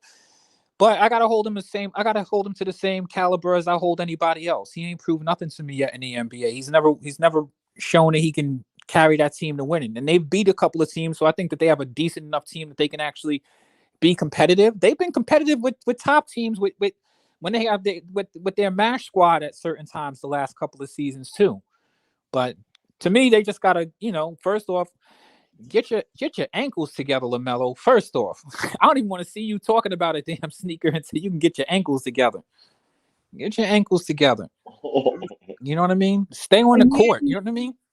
I wasn't surprised to hear that they said, uh, I think it was his second injury, ankle injury and whatever, that he had came back early. And I'm like, see, I don't know what they do this time around, but to me, I don't think he should come back in January because they really need to figure that out. I mean, they're not really playing for nothing. One, but I'll be honest with you, Purple. I kind of a little bit disagree because the issue with Lamelo is you've got to show that you can actually like Lamelo has a freaking ankle injury every 2 weeks. And some of them joints be keeping him out long. Like he was out for half the season last year. You know what I'm saying? But that's Nobody. due to him coming back early from the prior injury. Yeah, but I mean, like, I don't think it's early. I mean, I Because got Lamelo on my fantasy I team. think, The dude been out for like freaking at least a month right now. but the reason being because they said, well, Mark Williams didn't have an ankle injury, but they said that him and the normal process that they take, any player takes when they come back from injury. Mm-hmm. LaMelo and Mark Williams did that, but they really didn't do it. So they went, full playing 30 minutes. Because if you remember, Clippers said he was on minutes restriction. And I kept looking. I'm like, he playing like 37 minutes. What minute restriction is he on? Purple. Let me be real with you, Purple, and no disrespect to you or anybody else who may or may not have played basketball. LaMelo has a sprained ankle, and he's a young dude. How old is LaMelo? No, remember he fractured it. He He he, sprained one he ankle and fractured the other. He was Oh, in the what booth. injury is out now for? Is he out for a fracture or is he out for a sprain? I think a sprain. I think they said a sprain. Right. All right. Let me just tell you this: like, for a young dude in LaMelo's age range, it don't take a month to come back from a sprained injury, a sprained ankle. But his other ankle has He's been screws out in it. super long right now. But his other, I'm trying to tell you, his other ankle that he fractured has screws in it. I don't All know right. which side, but the other side has screws in it, and they said he came. What I forgot exactly what they said, but they he wasn't supposed to come back at least and play all those minutes like he was playing. I agree with you on the sprained ankle part, but the other ankle has Okay. screws You in it. just want to see him on a minutes restriction. That's fine to me too. Yeah, I mean, I have no problem yeah, with restricting somebody's minutes, especially a young player who's the franchise. But when he's not playing for a month, and he's on a yeah. sprained ankle and his other ankle is a fracture that has a bolt in it. Listen, I a couple of years ago I broke my leg for the first time in my life, and I had a metal rod put in my leg, right? And Yeah. the reason I did that is because I had some physical therapy I was doing from a spinal injury that I had, and so it was important for me to continue doing my physical therapy. If I would have let my leg heal naturally, it would have I would have not been able to use that for like probably a month and a half or 2 months. I got the rod put in my leg. Anybody else here who's ever had that? My recovery was so quick. I couldn't even believe it. Literally a few days after I got surgery, I was able to put weight on my leg. I had a physical therapist come to my house for the next month, and literally within the next 2 weeks, it was just a matter of me just gaining that confidence to put my weight on it. Hmm. So it's not like this is 1990 or something like that. You know what I mean? So he just needs to do his physical therapy, do his treatments. He has professional treatments and stuff like that. If you need a little bit more time, I think you're probably right, Purple. You could put him on a minutes restriction. But if they don't have him on a minutes restriction, and I probably would assume that, I mean, that they've already kind of like, they don't feel as though it's something that are really but listen, LaMelo has, just like when Steph Curry came into the league initially, man, them dudes, dude just got bad ankles. You know what I mean? Yeah. Um, Ankles, legs. That's the reason why I don't care what he got on his feet, as long as it ain't a boot. You know what I mean? A walking boot. He should make a kick that's a walking boot. How about that? Hmm. We need the LaMelo walking boot kick. That's crazy. I mean, shit, why not? Motherfuckers are wearing Crocs, and you always in a walking boot anyway. So shit, he be the first person to market a professional, a professional walking boot. Might be the hottest shit ever. You know what I mean? Make it stylish. The Lamelo Ball walking kick. I mean, shit. That's what he should do with the triple Bs. I mean, they got them nasty Crocs they're promoting now. Have you seen them lately? I see. I don't want to hate on BBB because I love the Ball family. I'm not even a cap. I love LeVar. You know what I mean? I think he's ambitious. I like Lonzo. His ass can't stay on the court. Just keep it a bean. Um, LaMelo can't stay on the court. Um, Jello can't get on the court. I'm just being honest. It is a whole mess.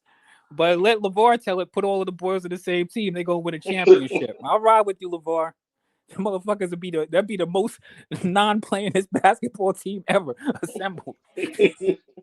You gonna need fucking third and fourth street. You gonna need third and fourth string point guards for that team. Oh shit, that's crazy. They're gonna be on the sideline marketing them Ball walking boots though. Crazy. Walking boots and comfortable Crocs. The only shit that they can wear where they won't injure themselves. Yeah. I think though the NBA has that problem more than any other sports what I'm saying, group. The injury thing, man, like, and how long the players are out, man. And I mean, like I like being fighting with some of my Bradley Beal, like Yo, they mortgage everything to get this dude in, and he has constant back problems. And the older you get and stuff like that, back problems just don't go Thank away. you. Right, You know what I'm saying? exactly. Otherwise, T-Mac could be a first ballot Hall of Famer. Word. You know what I'm saying? They don't just go away. So it's like, damn, you got this dude. Are you even gonna be able to use him? You know what I'm saying? Like, was it even worth it? But that's the problem too with the NBA. Everybody wants to win now. So Yeah. they want to build these quote unquote super teams, and these super teams are not delivering. I don't care what anybody says, they're not delivering. You know what I'm saying? And there's a lot of wear and tear in basketball, like low key. All of that jumping and stuff like that. Notice Hell these yeah. dudes, all of the most athletic dudes, is to be the least durable. And then you got to take a look at dudes like Luca and Joker. These dudes are durable. They're reliable. You know what I mean? Like, Hmm. I'll give me one of them dudes. Seriously, because at least they're gonna be on the court. Hmm. But it's something what Gilbert said too. A lot of these guys, playing out of shape, they just go in practice nowadays and shoot a couple of shots and then they walk right back out the door. They ain't even in the gym for an hour. So it's the conditioning part too. Who That's said just, that? Gilbert Arenas? yeah. Gilbert Arenas a goofy. Don't take him super Yeah, duper serious. he Um, is too. Yeah, yeah, because if you watch they got the little things on YouTube when they be playing in LA and all of that during the whole season. They be get out, of course we don't know what they doing for sure. But you know what I'm saying? I see them getting their runs in and all of that. You know what I'm saying? Could there be not as much practicing going on? Probably so. You know what I'm saying? Probably He so. ain't the only one that said that, by the way. It's been like I other. mean, I don't like I take things that Gilbert says with a grain of salt to a certain extent. Like, Mhm. yeah, but you got to remember that Gilbert was a complete goofball, and he says goofy stuff all of the time because He Gilbert, do. he didn't take his own basketball career seriously. That dude only been an Right. all-star like 2 seasons. He Right. can't. He should never say any. In fact, I was just about to say something about him on my next broadcast, which will probably be later on. But the thing about this dude is I can't take the shit that he says super duper seriously because you can't ever tell me anything about no Hakeem Olajuwon, Giannis, nor Michael Jordan because they all knew those dudes played basketball to win. You played basketball to fucking goof around. Let's be real. Word. All of that hibachi Word. shit, it was all cool, but that's not winning basketball. And you was only an all-star for two seasons. You didn't have no consistency, and you wasn't. And you talk about players doing all of this. Only thing he cared about was getting a bag. And once he got the bag, he's the perfect example of the reason why I'm kind of apprehensive about the kind of money and how quickly they give players money in the NBA because some of these dudes get the money, man, and then they don't really care about no damn basketball. So if there's one thing, if anybody knows about dudes who get the bag and don't care about basketball, it's probably him. Listen to him when he says shit like that, because he's the king of that. Yeah, that's true. I remember his career. Yeah, that's true. Yeah, he was a goofy. You know what I'm saying? For you to bring guns into the locker room and pull it, and you ain't busting, but you just gonna pull it. I know you a clown. You an automatic clown. Yeah, You know what and I I'm saying? like Gilbert, but Gilbert was a Mhm, shot chucker. Gilbert was shooting mhm, 30 times a game. So you listen to him and his goofy shit if you really want. But Gilbert was a chucker. Period. That's all he really did was chuck. If you even listened to him talk about it, he had no interest in playing defense. Right? Was his team ever going anywhere? No. I mean, who could really play next to Gilbert? Gilbert's shooting the ball all the time. That's you hear him say, "Oh, So what? He wanted to play with a bunch of role players, and he wasn't going to take them to the championship. He wasn't going to win no basketball with them anyway. So I can't mhm. take him serious because you ain't on the level of. You ain't even on like. There's dudes that we don't talk about that I don't even think he's on the level with. I mean, Baron Davis was a much more serious basketball player than Oh Gilbert. yeah, man. He was the truth, Period. man. Yo, Baron Davis was the truth, man. When he was on the court, he gave his all, man. He was the truth. Yeah. He And was and must there's see other dudes TV. out there. I could take Tracy McGrady. I could take shit he says seriously. Yeah, yeah. Yeah, I T mean, I Mac, like yeah. I like Gilbert. I like Gilbert Purple. I mean, I like Gilbert for his personality, but he's a complete goofy. He says goofy shit. He says goofy shit. He picks and chooses goofy shit and tries to sound intelligent. But believe me, that dude, I can't take him serious when he's talking Yeah, he be about wanting to go viral. He be wanting to go viral, bro. That's what that be about. He be wanting to go he viral. didn't play he does not represent no winning basketball. That's all I'm saying. So when he talks about what other players is doing, they doing the same shit you did. What you talking about? He even just got finished. You Purple. Let me show you how goofball he is. You see that what you were just got finished saying? Gilbert is on record because I watched Gilbert. He just got finished talking about how he didn't learn how to get in shape to play basketball until his ass was sitting home, and how much basketball meant to him. And then he realized, oh, I got to do all of this stuff to stay on the court. He wasn't even on the court no more. You know what I mean? He didn't take basketball serious till his ass was sitting home, collecting checks to do nothing. They were paying him to stay away from the team. Keep it a bean. Right or wrong, Delphonics? Mm-hmm. Mm-hmm. They paid that man to stay away from the team. That shit is crazy. Yeah, he should have had a way longer career than what he had. Like that's, you know. I mean, if he was a 5-time All-Star or something like that, I'll give you credit. But he was you've had 2 good seasons in the NBA, maybe 2.5. And I listened to him talk like how unstoppable that he was. Motherfucker, y'all wasn't going nowhere. Nowhere. Nobody was paying attention to the Wizards then, and they ain't paying attention to them now. Half the people don't even know who the fuck the hibachi was. They're like, well, we going out to the restaurant? You talking about hibachi? Yeah, but I like Gilbert, but the dudes who sit in his program don't give him no pushback either. They sit around like Kenyon. I'm surprised when I see who do they have up there, like Kenyon Martin. Who else is up on that program, Delphonics?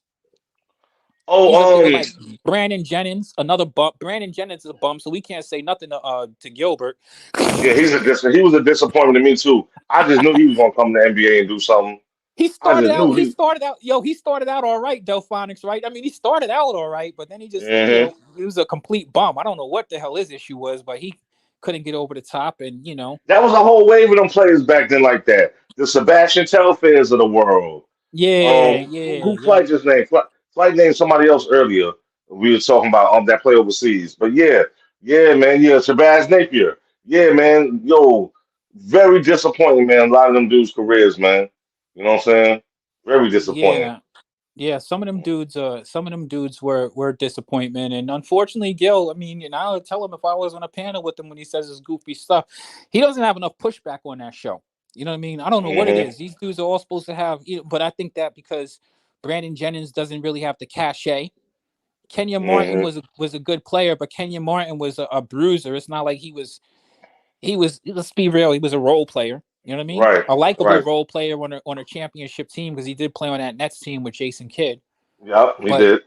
But he was a role player. He was a shot blocker. I mean, kind of. Yeah, you wouldn't know him unless you know basketball. You wouldn't know who Kenyon Martin is unless you knew basketball. And he was mid, and he's nowhere near no Hall of Famer. He's never going into the Hall of Fame. So you know what I mean. I think who else they have over there? I mean, I've seen Sheed over there talk a little bit once in a while. Is this his show, Gil's Arena? Yeah, Gil's Arena. Yeah, I know he had that dude Rashad McCants or whoever on there. Yeah, Rashad McCants. I don't really watch the show either. Like, come on. He ain't do nothing.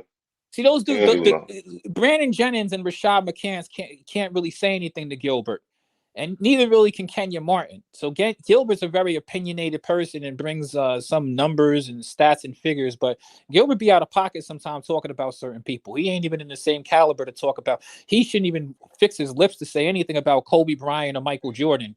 You know what I mean? Period. He can't say nothing about them dudes. Those dudes was able to do. Those dudes was winners. They was focused on winning. I don't know what the hell your goofy ass was focused on. Shit, you can't even say shit to. I mean, there's just too many players that you can't. That's why he would never he'd be out of place if you put him next to like Shaq and Kenny. You know what I mean? Like we got championship. I mean, even Charles Barkley, who never won a championship, but Charles Barkley was a higher caliber player than you. Period. Oh yeah, Charles Barkley he was a great player when he played. Yeah, Charles Barkley was a card carrying player. I mean, it was unfortunate you weren't able to win a ring, but I mean, you played in the same generation as Mike. You know what I mean? And but don't let the smooth taste fool you. Charles Barkley was he was a league leader. He was a whole problem when he played basketball. So you can respect what Charles Barkley says because he's not no bum ass motherfucker that did it 1 season or 2 seasons. He was a dude. He was better than a lot of them dudes in the hall. Yeah, Charles Barkley, he had a great career. Like you said, he just came around the wrong time. Same thing as John Starks and Ewing and them boys. It's just bad timing. Like that team was trash. The 90s Knicks was a good team. I mean, they had Latrell What? Sprewell and Allen Houston. Remember, they had those injury What? issues. They had Patrick Ewing. They Come had on, great man. defenders like John Starks. They even had, remember, they had Come on, Anthony man. Mason. They Of had course, man. Greg Xavier Anthony. McDaniels. Greg Yeah, Greg Anthony. Anthony, Charlie. What's his name from Florida State? Charlie Ward. Charlie. And Charlie that was the Ward. weakest Yeah. link. That was the weakest link, but Mm-hmm. he was a defensive player who was actually really Mm-hmm. played pretty decent. He played quality minutes for them. Chris Childs, remember him? Chris Childs. Hell yeah.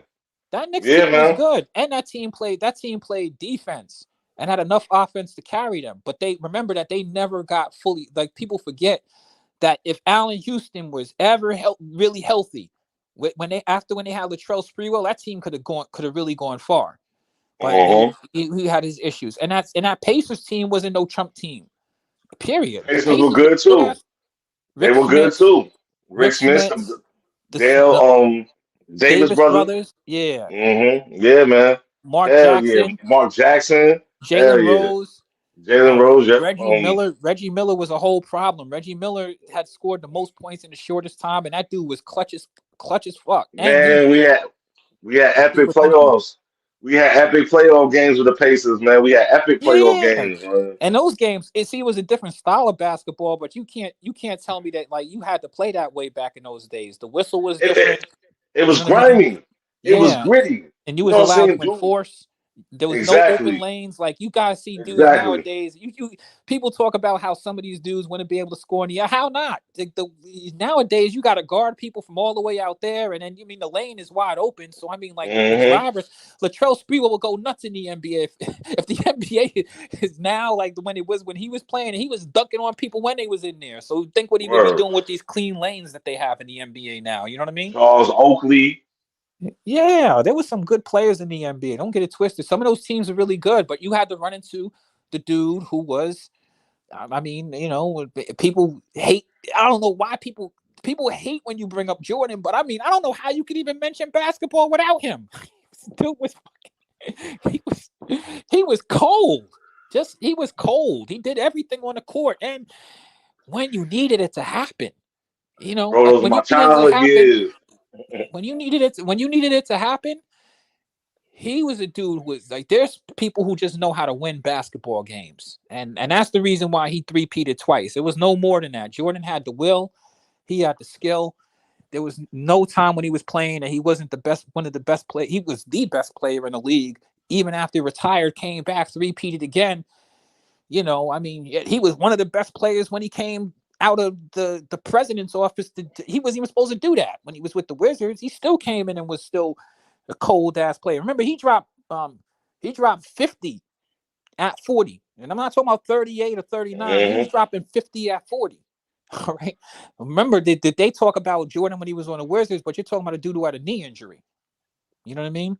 You're not talking Mm-hmm. about, and that's the reason he left. He was like, I'm not fixing to take all of this time to recover from this knee injury. You know what I mean? But he was a high flyer, and it's collateral damage.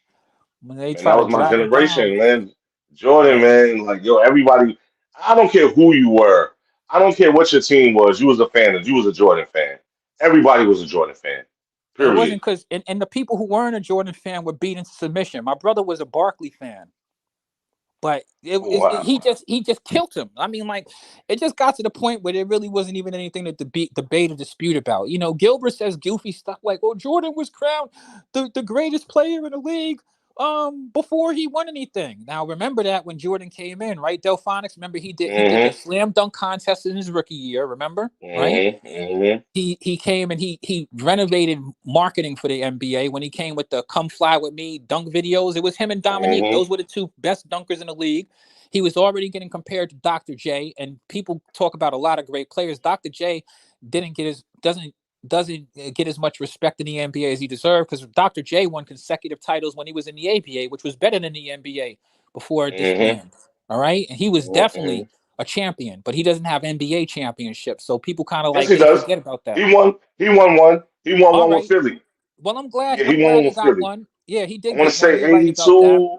What was it? 82, something like that. They beat the Lakers. I True. think it was But 82. Delphonics, you and I both know, like, and that's my dad's generation. We know that Dr. J was the best player in the world. Like, there was Mm-hmm. before the NBA merged, There was no player, NBA or anywhere on the planet, that was better than Dr. J. And all of them players who really play basketball know that. That's the reason why he was also one of the poster childs for basketball, because he was so exciting. The NBA was boring. They had all little slow white dudes. They want to talk about people working at the post office. That's when it was happening. But when Dr. J came to the league, you know what I mean? He brought the funk. Then he started coming with dudes who really had athleticism and skill, because you had to, you know what I mean? Dr. J paved the way. And then when Michael Jordan came along, forget about it. I mean, he was just, he played tough. He was beat up by certain teams. The Pistons was a dynasty. The Lakers were a dynasty. Those teams both fell to Jordan. He three-peated. He left the game when his father died, came back, three-peated again. Yeah, we'll never forget Michael Jordan. I'm sorry. Never, ever, ever. He's Did still you on ever the. watch that show with the Lakers that was on HBO? Yeah, I seen that little. Yeah, it was actually a pretty good show too. It The was, one it with was, it Showtime. was, it was. Yeah, yeah. Called Winning Time. Yeah, Yeah, it yeah, was, yeah. I man. saw that. That Yeah, was they pretty dope. I canceled it. like that. Yeah, they canceled it. They was hmm whack for that. That show was good. They was doing their They thing were. with that. They, oh, they were angry. Not Jerry Buss. Excuse me. Jerry West was angry. Cat was angry. It was a lot of former players that were angry. You know what I'm saying, about how they were portrayed on that show. They were super angry. You know the thing I liked about that show though, Delphonics? I liked how they did it. Like it kind of like reminded me. Remember the sitcom, the Wonder Years back in the days? Of course, that was my favorite show back The then. original one. Like they did that show like that. Like you felt like you was back in the 70s when you look at it, with the way that they did the hmm cameras and everything, and the way that the Yeah, characters yep, were played. yep, I liked it. I yep, thought that they did a really yep. good job of creating the drama and hmm and making it, and getting you kind of A into what period was happening piece. during that Yeah, time. yeah, they made it a period piece. You know what I'm Yeah, I think saying? that they did a disservice by canceling that show. Only watched a few episodes, but I know a good program when I see it, and that was a good one. Yeah, that was a good one. Yeah, man. You know what I'm saying? And it just showed what what they went through back then, and like that shit was that shit was real, man. Shit. It was real competition. Like they really hated each other. Mhm. Right. Yeah, but the thing is, at the league, see, and that's the thing. Like it was different. Like even when dudes had love, it was still competitive when they was on the court. Like just the one thing I would tell you right now, like that original Dream Team, that team Mhm. was crazy. And you have so many people remix things. I'm gonna tell you one player who definitely only reason he was on there was the asterisk because he was the college player, and I think they should have. That was corny when they had Christian Laettner on there. And I hate to say it, but Scottie Pippen kind of got the hookup. He got the Jordan. He got the Jordan hookup. I still be bugging when dudes come with crazy. They do. If you listen to dudes nowadays, they try to make it like Scottie Pippen was better than, like, when you hear these dudes, Delphonics, like Michael would have never won with Scottie. He would have never won without Horace Grant either, right? They came in the league. They didn't have a team. He came in. He was already dominating. He had an ankle injury the second season, but don't get it twisted. Mike got 10 scoring titles. That's true. Delphonics, can you But imagine? Can you imagine if you saw a player right now on their 8th scoring title? Can you imagine that, Delphonics? Can you imagine what they'd say about that dude? yeah, I mean that's true. But yo, I can't take nothing away from Scotty, man. Scotty was a great. He was a great, Robin. You know what Mhm. I'm saying, to Jordan Batman, and he was a great player, man. Hey, Very athletic. Delphonics, I'm not challenging that. I agree with you. I like Scottie Pippen. I had his jersey too when I was a kid, but we'd be capping our ass off if we made him a team leader over Jordan. Period. Oh Like nah, yeah, nah, you Jordan was can't the do that. engine, the motor, the heart and soul. Scotty was good. I know Scotty's salty about whatever happened with him and Kukoc, but when Jordan walked away and they brought Kukoc, I thought that was the best thing for the Bulls. And you got to give Kukoc his props, because Kukoc helped them get where they needed to get, and they went pretty far without Michael Jordan. But we knew that team was in the championship team without Mike. Word, I mean, not a team word, that was going to win. word. If Scotty won one by himself, especially on the Bulls when Jordan left, I would have a whole different level of respect for him. But remember that, and this is the difference, because this is where I think that people be capping, and Delphonics, tell me if I'm capping about this. Go Michael ahead. Jordan was not only getting double teamed, he was getting triple teamed. Scottie Pippen wasn't nowhere remotely close to seeing any sort of attention like that. Nah, yeah, nah, he wasn't. Nah, he wasn't. Scottie wasn't getting double teamed out there. Not even when hmm Jordan left, because they had Kukoc out there too. So Jordan was a dude who was doing this with double teams, triple teams. Like he was putting the fear of God in people. And I like Scotty, but I watched the Bulls. That was my favorite team. You know what I mean, Delphonics? Let's be serious. Michael Jordan was getting clutch time. You talk about steals, what we talking about blocks? We talking about buckets. You know what I mean? We talking about get to the line and hit your clutch free throws, right? You know what I mean? Like you knew he was getting the ball. You know what I mean? Get in the zone, I'm lay just in the saying, yo, start I, cooking. It I was was, over. hey, I was in the city back then, man. You know what I'm saying? In New York City, man. And yo, I was Knicks hard body. You know what I'm saying? But like I told you before, I don't care who had a team or who didn't have a team. Everybody was a Jordan fan. You know what I'm saying? And for most people to say they're not, they was capping because you couldn't help but be a Jordan fan. He was just too great. You know what I'm Yeah, saying? literally. You was So, watching. You knew you was watching somebody phenomenal. I mean, and there were good players in the league. Like these dudes is capping like there was bums in the league. Like I could tell you about a bunch of players who was in the league that was great players when Jordan was playing. They, even when they talk about the Suns, like they talk about Charles Barkley, they had Kevin Johnson over there, man. That was low key one of my favorite players. That little oh hell Kevin yeah, Johnson was KJ. serious. You know what I KJ, mean? that's my guy, Dan Marley, Yeah, KJ, Tom Chambers, man. that was a good team. Listen, That was a good team. They yeah, were winning before Barkley came over there. He just kind they of were. helped them get over the top because it was competitive in the West. They had to run into the Lakers every year. You know what I mean? The Lakers, and remember the Kings eventually started looking nice. hmm Um, but remember that you still Houston, had, Houston became a problem. yeah, there was, and remember the Golden State Warriors. They weren't like the Golden State Warriors had a very entertaining team when they had Run TMC with hmm Rich Yup, Richmond, Chris Mullen, and Tim yup. Hardaway. Tim Hardaway. Yep, Then they yep. eventually had Latrell Sprewell and then Chris Webber. hmm Yep. Latrell Sprewell was a bad man. Shit. He was. If He he didn't was. choke out his coach, he would have been more marketable. That's where he fucked himself up at. hmm Yep. Yeah, that was a cool dude. They say he should be outside Madison Square Garden on the corner with a Coogee sweater on, chilling. You know what I'm Yeah, saying? yeah. Yeah.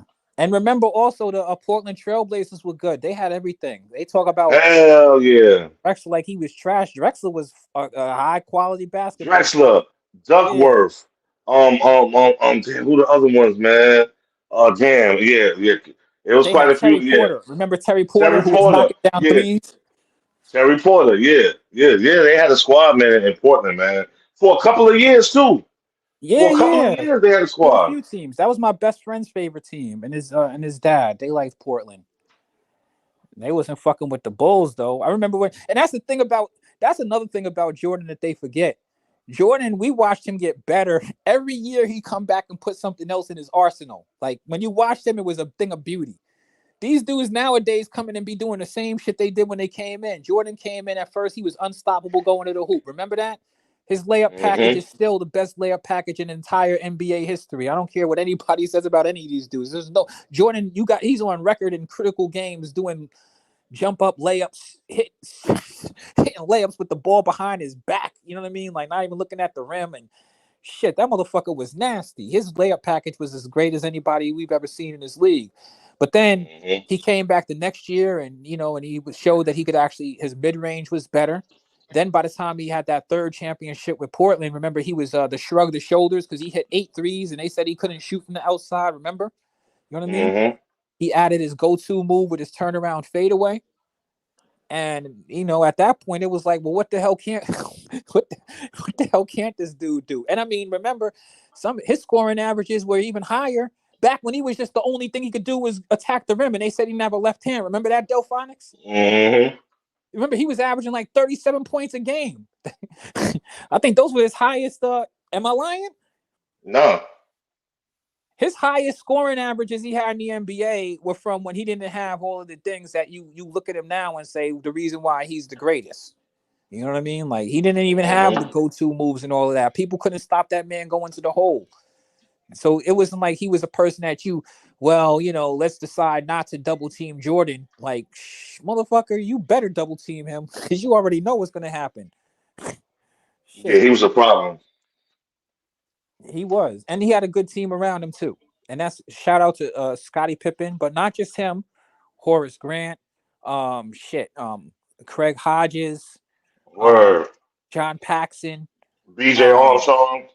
That was my favorite player on the Bulls. I love me some BJ.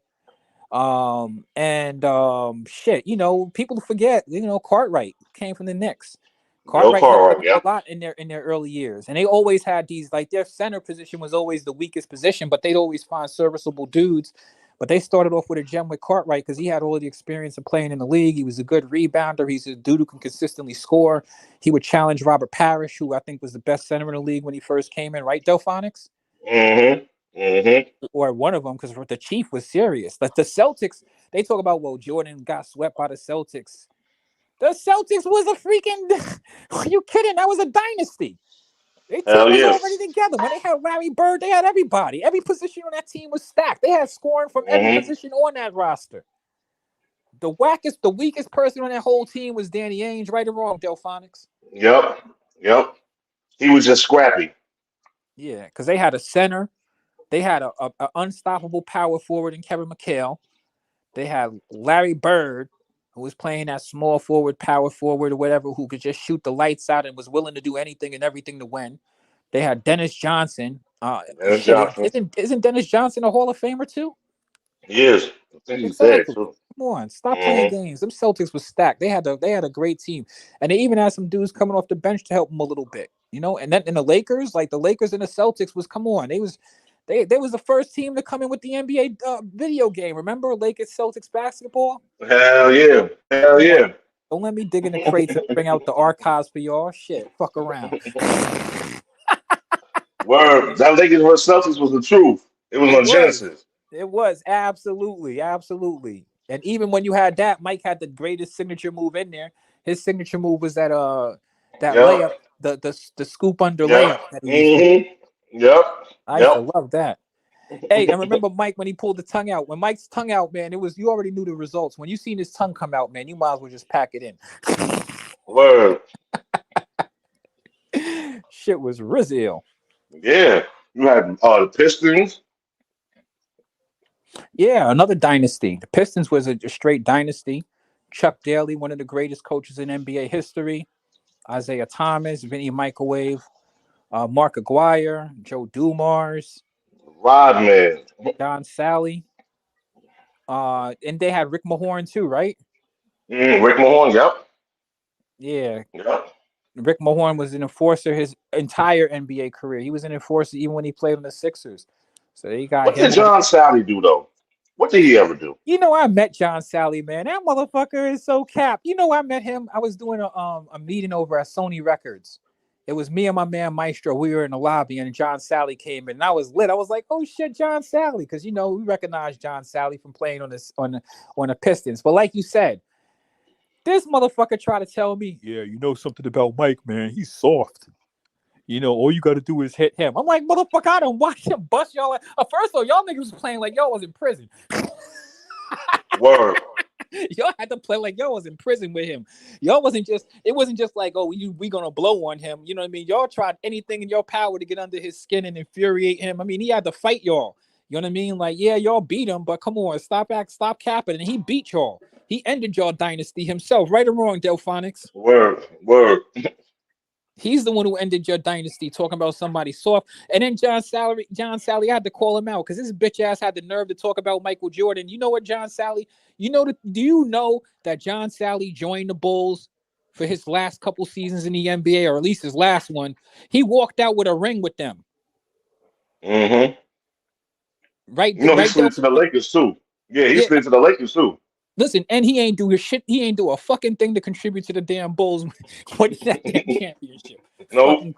Talk about Michael Jordan. You better pay homage to that motherfucker. You're fucking ring chasing ass on the way out the door. I'm not mad at dudes who do that. Like when your career is over, like a Andre Iguodala. All right, shit. I'm gonna go join. Hey, I'm gonna go join the championship squad. I done contributed. I done what I done. I'm not mad at dudes doing that. But when you ring chasing and I don't know, man. Some of these dudes, I don't even know how these dudes look themselves in the mirror, man. Like KD. KD, come on, bro. He's a clown to me, man. I don't have the same level of respect. I like KD. He's a baller. He's a hooper, but he ain't a fucking winner. I'm sorry. It's easy to do the shit he did with the Golden State Warriors because ain't nobody really got to cover you. You're supposed to be the best player on the planet. Like, yeah, I'm gonna rest up most of the game. I'm gonna take this crazy shot on LeBron. Like, yeah, I think LeBron was better than him during that period of time. Period. You know what I mean? And that's just being real because LeBron was doing everything on the court. Yeah, LeBron took his L's. He took a bunch of them. True. But you went and ran to a squad that beat you. Like, come on, that's the thing. That's the thing. I'm disappointed in him. Niggas came into the damn arena and talking about you as a cupcake, right? Exactly. Remember when Draymond called him a cupcake? Then he joined Draymond. So how he thought it was gonna end? Now he's mad because Draymond called him out. Like, nigga, shit, you ain't got no rank around here. Is Draymond wrong for saying that? Word. I don't know. You wrong for taking it that way, nigga. You knew what you was getting into when you went over there. They already have and Delphonics, they already had a 73 win season without you. Word, exactly. And then you listen to Kyrie dumbass and you go to Brooklyn. That didn't work. Now you in Phoenix and you still Not only ain't did winning. it not work, hold on. Not only did it not work, I'm holding people accountable. I keep them on the hook. Y'all can let these motherfuckers give them as many passes as y'all want. I'm not. Y'all niggas got swept in the first round. All right, talking that championship. You and Kyrie put up 2 11-point games. All right. Let's be real. I hear people talk about Kyrie, this, that, and other thing. This is a dude who came to the playoffs when you needed him most and dropped 11 twice, and y'all telling me he's the greatest scorer? Nah. I'm not. You got to do it when it counts, Kyrie, and you ain't never done it as no Batman, and you will always be like a wing. I'm just keeping it a bean with you. Be trying to make it like, well, what the Mavericks need to do is, let Luka just. Why? Luka's won series by himself and shown that he could do that. You know what I mean? Like, seriously, Word. Kyrie, help him. Fuck, we gonna do? Tell Luka not to shoot at the. I've seen Kyrie is good at the end of the games, but Luka is not. They try to make Luka like I could listen to dudes do all of this analytical stuff, but I watched him with my own eyeballs. Luka's serious. Don't play with that dude. And that's a dude who will grab you a rebound, get you an assist. He has a super high basketball IQ. I remember that play he did where he took the free throw or then came in and got the rebound and then hit it off the thing with one hand with the foul. You know what I mean? Just to get his. Come on, man, stop it. That was a high IQ basketball play. You know what I mean? And a clutch dude at that. You know what I mean? Like, this dude will do what it takes to win. He's not good at defense. There's been a bunch of dudes who ain't been that good at defense. You're gonna beat him up when there's other dudes you giving passes for not playing defense. Steph Curry was a terrible defensive player. Everybody was licking their chops when they seen Steph Curry come in front of them. He only just got even decent at playing defense. Right or wrong, Delphonics? But when you get rings, you forget about all of that. So you got to remember there's a journey that comes along with it. I don't mean to just be running my mouth, but I'm just trying to drop some gems for people that have some understanding here. You know what I mean? Word. We gotta stop the cap sometime. We'll be talking about things and picking and choosing. I like KD, but you ain't never led nobody nowhere. You never led nobody nowhere. When you was supposed to be the leader of the Thunder, you wasn't the leader. Russell Westbrook was. That's really why I feel that you left. Because Russell Westbrook was bringing that energy like Allen Iverson, right, Delphonics? Exactly. And see, that's my thing, though. But everybody keeps saying that Kevin Durant is this dude. And, that's how the Stephen A's of the world are probably. How you this dude, but you can't lead your team to a championship? You're He was such this never a generation. leader. He was never a leader. And Russell Westbrook was, and y'all shit on him. The Yeah, they fucking did, Thunder man. wouldn't have gone no. Listen, I know Russell Westbrook may have played out of control or whatever, but shit, he kept motherfuckers in the game and kept them hungry. You remember He we saw did. Russell Westbrook on the Thunder get the rebound on the other end, drive down, lead the damn fast break on the other end, and shit. Sometimes he even took a pull up three and hit it every now and then too. You know what I mean? He was leading the team. Kevin Durant, when they was up 3-1, played like shit for 3 games straight. And you want to blame Russell Westbrook? Where the fuck was you at? You was supposed to be hitting your jumper out there. You wasn't. So what you want Russell Westbrook to do? Sit around and take the L? He at least had heart. That's the reason. And you know what? When you watch basketball, you appreciate. That's the reason why they still give Russell Westbrook a stand ovation in Oklahoma City to this day. Right or wrong, Delphonics? If you was an Oklahoma City fan and you seen Russell Westbrook giving that Allen Iverson energy, you got no choice but to respect it. I don't even care if he does have some flaws in his game. He came out and tried to play hard and tried to win. So I respect Russell Westbrook regardless. You know That's what I why I mean? thought they did him dirty in LA, man, when he was with the Lakers. I thought that shit was dirty, and that shit was pushed by the media. Once Skip Bayless, dusty old ass, because what I'm saying. Rush was giving his all every night, man, and it wasn't his fault they were losing. Look, I'm from Queens, and that's the reason I don't have that same level of respect for Stephen A. and Skip Bayless. I actually have more respect for Skip Bayless than Stephen A. At least I know I know exactly where Skip Bayless is. When he don't like you, you ain't never gonna get nothing nice from him. So we all know take him with a grain of salt. But Stephen A. be doing that shit to his own people all of the time. You know what I mean? Going in, and they're both shitty. You know what I mean? These dudes try to make teams. I think they be fucking people's money up. They come up with these damn narratives and try to put the blame on somebody. You know what I mean? Shit Mm-hmm. is it is foul to me. The shit that they be doing. Some of that stuff is unnecessary. All right, look, even if somebody's not, they only want to talk about two players. How many times did we hear? And people we be debating and people be capping and revising history. Stephen A. Smith said that Kevin Durant was the best player on the planet for years when he wasn't even on the Warriors after he left. Right or wrong, Delphonics? Mm-hmm. And what did he do to prove that? To prove Stephen A. right? Nothing. Nothing. Absolutely fucking nothing. So come on, man. We talking about best player on the planet. What does that mean when you tell me somebody's the best player on the planet? You trying to tell me that KD's better than Giannis? Giannis didn't need all of that. He went out and won league MVPs. He went and got himself to the finals. He put up a 50-piece in the finals. You know what I mean? And walked away with a ring. The hard way out the mud. You know what I mean? You just watch Word. Joe Yeah. do it. You know what I mean? With his Yep. little squad. You know what I mean? Um, Yep. I'm also waiting for my man Joel Embiid because Joel Embiid been one of the best players in the league too. He got to show up in the postseason and get himself. He needs to get where he needs to get because Joel Embiid is a Word. serious ass basketball player, but Yeah, he he is. he be fronting when it's time to get shit done also. So you know what I mean? Like, come on, man. We got to hold you accountable. You are a league MVP. You got to go through Giannis or whoever you got to go through. You got to prove it. You know what I mean? That's it. We ain't fuck all that other shit. You got to go out there and prove it because you're worthy. Uh, I'm going to be real with you. Joel Embiid is worthy of it. How you feel about Joel Embiid, Delphonics? Yeah, man. I rock with Joel Embiid, man. You know what I'm saying? Joel Embiid, it don't matter who there, he show up, man, and he do his job, and he's really matured, man, since he came in the league. He's taking his responsibility as being the leader of that team, and to be the one that got to score the ball. He's taking that serious, man. He deserved that MVP, but like I'm like you though, he got to get further in the postseason, and if he needs somebody else, then they need to go get somebody else. It ain't got to be a superstar, but somebody else, you know. Yeah, I agree. And the thing about it is, like, I realized this a couple of years ago in the preseason. I was watching Joel Embiid play preseason, and I don't even watch that much preseason basketball, but I happened to be watching it this particular year. It's about 2 or 3 years ago. And I'm gonna be real with you, Delphonics. I was looking at Joel Embiid. I was like, nigga, you can't tell me there's anybody better in the NBA. The nigga is 7 foot. You know what I mean? Like, where can he score from? Right? You know what I mean? And the dude is a shot blocker Hmm. too. You know what I mean? It just don't even look real when Joel Embiid gets in his bag. It don't even look fucking real. You know what I mean? Like, Word. this dude can play with as good as anybody in the league. You know what I mean? Like, you could talk about Joker, we could talk about Giannis. I say there's a big three, man. Joel Embiid, Giannis, Joker. Shit, you even say a big four. Only thing is that AD, his ass he'll put up some numbers, but we all know he's fragile as fuck. Them other three dudes aren't fragile like him. You know what I mean? Hmm. Except for postseason, Joel Embiid is sometimes a little bit.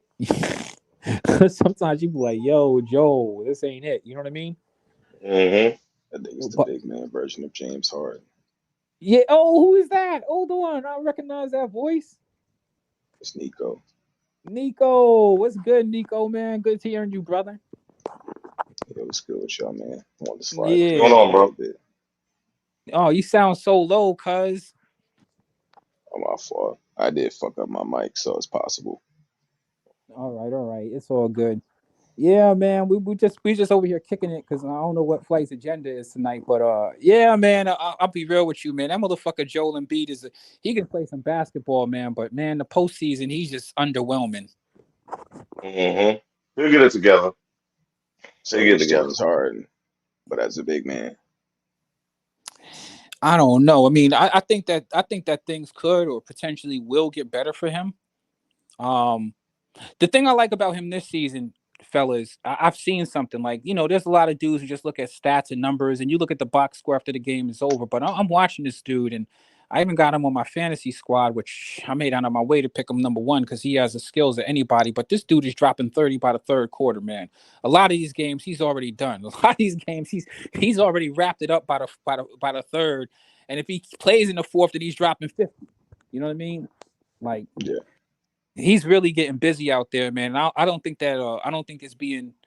I don't hear anybody in the media really talking about it, but it's impressive to watch, man. I mean, if we're just talking about putting buckets, like Joel Embiid is doing that as good as anybody in the league right now, period. I mean, you watching these games, he's got 35 by the end of the third, and you're like, my goodness. Mm-hmm. That's why I compared to James Harden. It's Right, unreal yeah. regular season, but why does this same nigga disappear in the playoffs? Why does that happen? Well, you know that it's different when I played against you 1 game, 2 games. I don't know what it is, man. It's not like he. You know why he disappears is because it's the same thing with James Harden. They start falling in love with that outside shot for whatever reason. Man, threes can't be that appealing to niggas that barely make them. These niggas ain't elite 3-point shooters. I think the problem is that he hits them. I mean, he hits some threes for a big throughout the regular season and all of that. But I always just say this, man. That's the thing I have a kind of an issue with the NBA. Like, look, y'all aren't Steph Curry. The 3-pointer is a low percentage shot. I know they have all these analytics about, shoot all of these threes and shit like that. But I'll give you the 3 if I'm gonna have a higher percentage shot taking the 2. You know what I mean? I like Giannis. I'm going to go to the hole and dunk it on your ass. That's what I need my big to do. Period. I need you to go down there and dominate them in the fucking post and get us some easy buckets. And if they can't stop you, you go to the free throw line and get an N1 or some shit like that. Some of them 3-point shooting teams, and you shoot yourself out of the basketball game. And then when you're big is shooting threes, I like the fact that our bigs can shoot, but Nico, man, they be fucking the game up. I'll be honest with you. I don't want to see Giannis in 2 minutes with 2 minutes left to go in a close game shoot that nasty 3. For what? Why? All right, fellas, I'm out of here, man. I'll get back with y'all. All All right, fine, that's for All sure. right, bro. All right. But no, I mean, to I guess piggyback off that, I don't think any player that's shooting under 40% should fall in love with the 3. I agree. That'll tell you. Your numbers will tell you that you shouldn't fall in love with it. You should use it when you got the chance to, and use the rest of your game that you're shooting at 50% to 60% with. Mm-hmm. It's like basketball ain't that motherfucking hard. Yeah, but the issue that I have is that I listen to people say things and my eyes tell me something different. They tell me about basketball IQ, and I'm like, these dudes play basketball professionally. I used to play basketball, play 21 in PS 15 Park. And I know that when it comes down to win a basketball game, I need the high percentage buckets. I don't need to sit around and try to, Kobe used to take the most difficult. He used to take these highly difficult shots. I'll be honest with you, he hit them too, but I used to fucking hate some of them Kobe shots. I'm like, why are you? Oh shit, he hit that. Kobe used to hit shots. Nico, you're a Lakers fan, so you know what I'm talking about. Kobe used to hit the most difficult ass shots. Like if you wanted Kobe to miss a shot, leave him open. I was explaining that to some niggas, my homies today. I was saying when I first started playing 2K, I was watching Kobe highlights, and that had me trying to shoot over niggas, taking the most difficult shots. I was the worst teammate on earth, my nigga. I was explaining and they was there around that time, so they seen that when I was all Kobe, shooting smothered. Those are awful shots. Terrible. He was, and he would hit them motherfuckers, and you'd be like, "Shut your mouth." See, I wasn't. That's one of the reasons why I'm not going to cap to anybody. I wasn't a Kobe fan. Kobe was a fucking chucker, but Kobe was also a phenomenally gifted and talented basketball player. He knew how to play basketball, but he had a propensity. I give him credit. He had a propensity for hitting shots that first of all, he take a shot he ain't got no business taking, and then he hit it, so you couldn't say anything. After a while, you're like, well, fuck it, that's what Kobe do. You know what I mean? Yeah. Like, you knew he ain't never see a shot he ain't like. He loves shooting 30 plus shots a game, and he'd hit some shots that I'm gonna tell you, man, his shit is damn near humanly impossible. That's why he's in that category. Because when I think of some of the greatest shot makers like Larry Bird. And people talk about, things about him, but Larry was shooting over the backboard. Like he was just fucking hitting shots that were nuts. You know what I mean? Like regularly. I mean, Yeah, he knew how to get a bucket whenever he wanted it. You know what I mean? And he wasn't just all about him. Isaiah Thomas used to have this running layup that he did. That shit would practically be over the backboard too. I always marvel at watching that shot fall. Kobe was up there with some of the best difficult shot makers I ever seen for sure. if not the best, because half his shots were difficult. He took more difficult shots than anybody. He takes shots. He was covered, draped. Yeah, I remember I seen Kobe. One game, and he's at like outside, way outside. He's in Steph Curry territory. He does a turnaround. He does a move. I'm like, he's doing a turnaround fade. He did a turnaround spin move. I mean, it wasn't even a damn shot clock. Wasn't even going down. This is just the shit he wanted to do. I'm like, he did a spin move, turnaround, fade, fall into like the damn the scorer's table, man. And I mean, he hits this shit, and I'm like, I looked at him take that shot. I was like, this is disgusting. Oh shit! Absolutely. Yeah, Kobe was the master of that. I'll say I've been getting that kind of vibe recently from Steph Curry. That nigga tries the most difficult shots on planet Earth. He does. The thing is, Steph. That's the thing about Steph Curry, because he. You're right about that. He just shoots the shit whenever, from wherever. You know what I mean? Like, he don't look like he taking the game seriously sometime. You know what I mean? Yeah, that's the closest nigga to give me Kobe vibes. No, you're right about he's still gonna be shooting that bitch relentlessly. And and the thing about it is that we Steph Curry's shooting percentages be terrible sometimes. People talk about it like this guy's he's the greatest shooter of all time. But I mean, I tell you what, you ain't never see Reggie Miller shoot his freaking low percentages that he be shooting sometimes. And sometimes he bounced back from them crazy, terrible shooting percentages too, by just keep on shooting. But I've seen him be incredibly cold, and I've seen him be incredibly hot. So I guess sometimes that's how it is when you're great. Yeah, no, I agree with that, considering I watch them, and I always try to come from a perspective of, when I watch from Clay perspective, you just watch this nigga chuck the ball, whether it make or miss, that nigga's still shooting. It's like, God damn, you don't want to pass? Nah. And the funny thing is, Nico, have you ever seen a game? Have you ever seen a game where a motherfucker is shooting like ice cold? Like, I mean, he ain't hitting shit. You're like, motherfucker, will you please stop shooting? By the end of the game, you're like, the audacity of this dude to keep shooting the basketball. Like, you didn't get the memo that you're cold. I just got finished watching you miss 15 shots in a row. And you still got the confidence to actually take a shot? Your teammates ain't tell you, motherfucker, you're fucking the game up. Pass this bitch, please, by all means. That's facts. That I get that from Steph Curry. I get that from James Harden. I get that from Clay too. Mostly last year though. This year he been passing when he get cold. Yeah, you're right. Last year that nigga was chucking. That's why his shots went down. I don't know that Clay is your favorite player, but I'm gonna be real with you. He's been like, woo.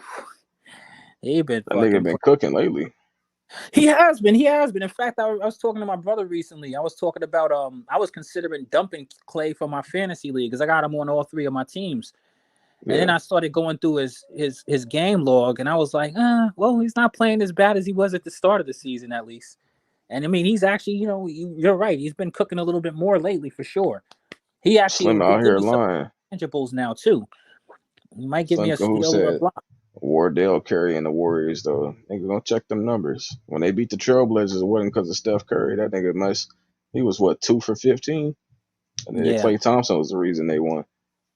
It should be a team effort. That's the only team I could say where their stars are kind of like fighting against each other, subconsciously. Well, my question is also, who we really need to put under the microscope? What the fuck happened to Andrew Wiggins? Like, he's just completely He was cooking yesterday, but it's inconsistent. Come on, inconsistent? Fucking one game in every 20? What are we talking about? I mean, look, I'll say this: Wiggins and Steph. I said Wiggins. What's that nigga name? Kuminga. That could be fucking him up though. You know, when you got a young nigga on your ass like that, pause. You got a young nigga really trying to take your spot. That could be fucking him up because Kaminga I is don't know. playing some great basketball. Wiggins just ain't playing. He ain't playing like the Wiggins he was playing before whatever happened last season.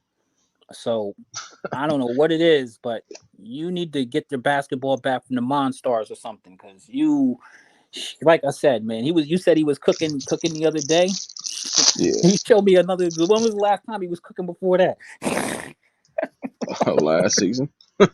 Probably because he ain't done shit this year. Trust me, it's crazy. I look at the waiver wire and I see Wiggins sitting out there. No, nobody. I'm like, nobody want to take a shot at this dude. That's Kaminga, man.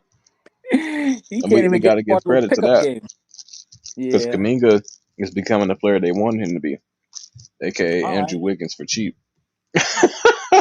How do you feel about Let's this go. this new young rookie that they have over there, or this young player? I think his name is Thompson Davis or something like that. Uh, that's the power forward. Yeah. He's solid. I think that he gonna take Looney and Draymond job just because he's big, athletic, and he's playing a role. Let That's me what the share this Warriors with need. let me Go ahead, share go this ahead. with you. Let me share this with you, Nico. Um, you talk about Wiggins. This little dude is double doubling, 15 rebounds, 3 blocks. Like he's one on a crazy run. Like, and he's not even getting the full minutes. Like the games he's playing 30 minutes, man. He's like when Draymond went down and they played him 30 minutes. He's got um three double doubles that I could discern. I picked them up on fantasy, and the dude just went crazy for a couple of games. Like it seems like when they give him the minutes, he really produces for them. That's why I'm interested in the perspective of people who actually watch them because I haven't seen him play. I'm just looking at the numbers, but it looks like when they give him the minutes, he definitely produces for them. Blocks, rebounds. Anybody in the NBA who can grab you 15 rebounds, I'd say is solid. You know what I mean? So Yeah, he's done that, and rookies don't even do that usually. You know what I mean? So I got to give it to him. This dude is playing. In my opinion, he definitely deserves the minutes. He's a young player. You know what I mean? And if yeah, Draymond going down is what you need to find your talents, then shit, y'all know y'all got to find these new talents anyway. So I mean, to me, if Wiggins feels the pressure, it's deservingly so because other dudes out there are willing to do the shit that you ain't doing. yeah. One thing I will say, uh, he's kind of like he's young blood. Let's keep it real. Draymond at this point is not as he's not as active as he used to be. On the Mm-hmm. defensive end, he's who he is, but you could take advantage of him. It's not as locked down as it used to be. And let's go ahead and keep it a beam, man. Kevon Looney moved like an old man. He does. He always has, though. It ain't like it's something new. It ain't no mystery that this dude. But the thing about Kevon Looney is again, he's a dude who's showing you if you're the Warriors that if you give him his minutes, he's gonna grab you 10 rebounds. And I mean that's really pretty much all you can ask for. Yeah, but Trace is taking his minutes because Yeah, he's just absolutely. more active Deservingly so, though, right? I mean, I'd say deservingly so for a to a young. degree. Because Looney's still going to produce, but Trace is taking his minutes because he can slide his feet more. He's able to stay with some of these guards when they try to drive by him. That's how he's getting these blocks. His chase downs, his blocks at the rim. He's just doing athletic big man shit, Yeah. and he's playing with an edge to him. That's how he's getting these minutes. Yeah, I like what I'm seeing from Tracy, and I think that I'd hope that would be the direction the Warriors need to go because he seems like he's well needed. Plus, he's a rookie, right? Yeah, he's for sure a rookie. hmm I love it. He's earning his minutes, and I think that he's working his way towards um, getting his money eventually if he keeps on playing the way he's been playing on a team that needs it desperately too. Bro, Slim out here playing. He said Draymond got a high defensive motor. He do. But niggas know they can go at Draymond. Like, it's not like the Draymond of old where you just don't try him. Nah, they going at Draymond now. That's how he keep ending up in these altercations. That's how he keep that's how you stomp on a nigga chest, punch him in the side of the head. Like, they going at Draymond. It's not the Draymond of old where they don't try him because they know he's always in a position and always from a mindset of I can control the defense like a quarterback. Them days are over. He's still a one-on-one good defender, Plus, But let's is he not. as effective? Draymond also gets away with murder out there. Like, they've been letting him get away with murder for years. As far as the physicality that he could bring, and them turning their head the other way at shit that he does as a blatant, you know what I mean? So, yeah, like you said, I mean, even I don't even know if his motor just all of a sudden isn't as good as what it used to be. I just think that he's been able to play, old man non-athletic basketball for a minute, and been able to put hands on people that they would blow the whistle easily on anybody else who did it. Last year, I was not impressed with that chest stomp. I don't know how people on the media sit around with a straight face and make that like that's some regular shit. You follow what I'm saying, Nico? Because when I see shit like that, I can't forget about what these motherfuckers on TV talking about. I just think about when I'm playing basketball and imagine somebody doing that shit to me. We definitely moved off of basketball automatically if you do some shit like that to me. Trust me. Yeah, nigga stomped his chest in the middle of a game. I understand he grabbed your leg, but shit. Yeah, come on, Like, man.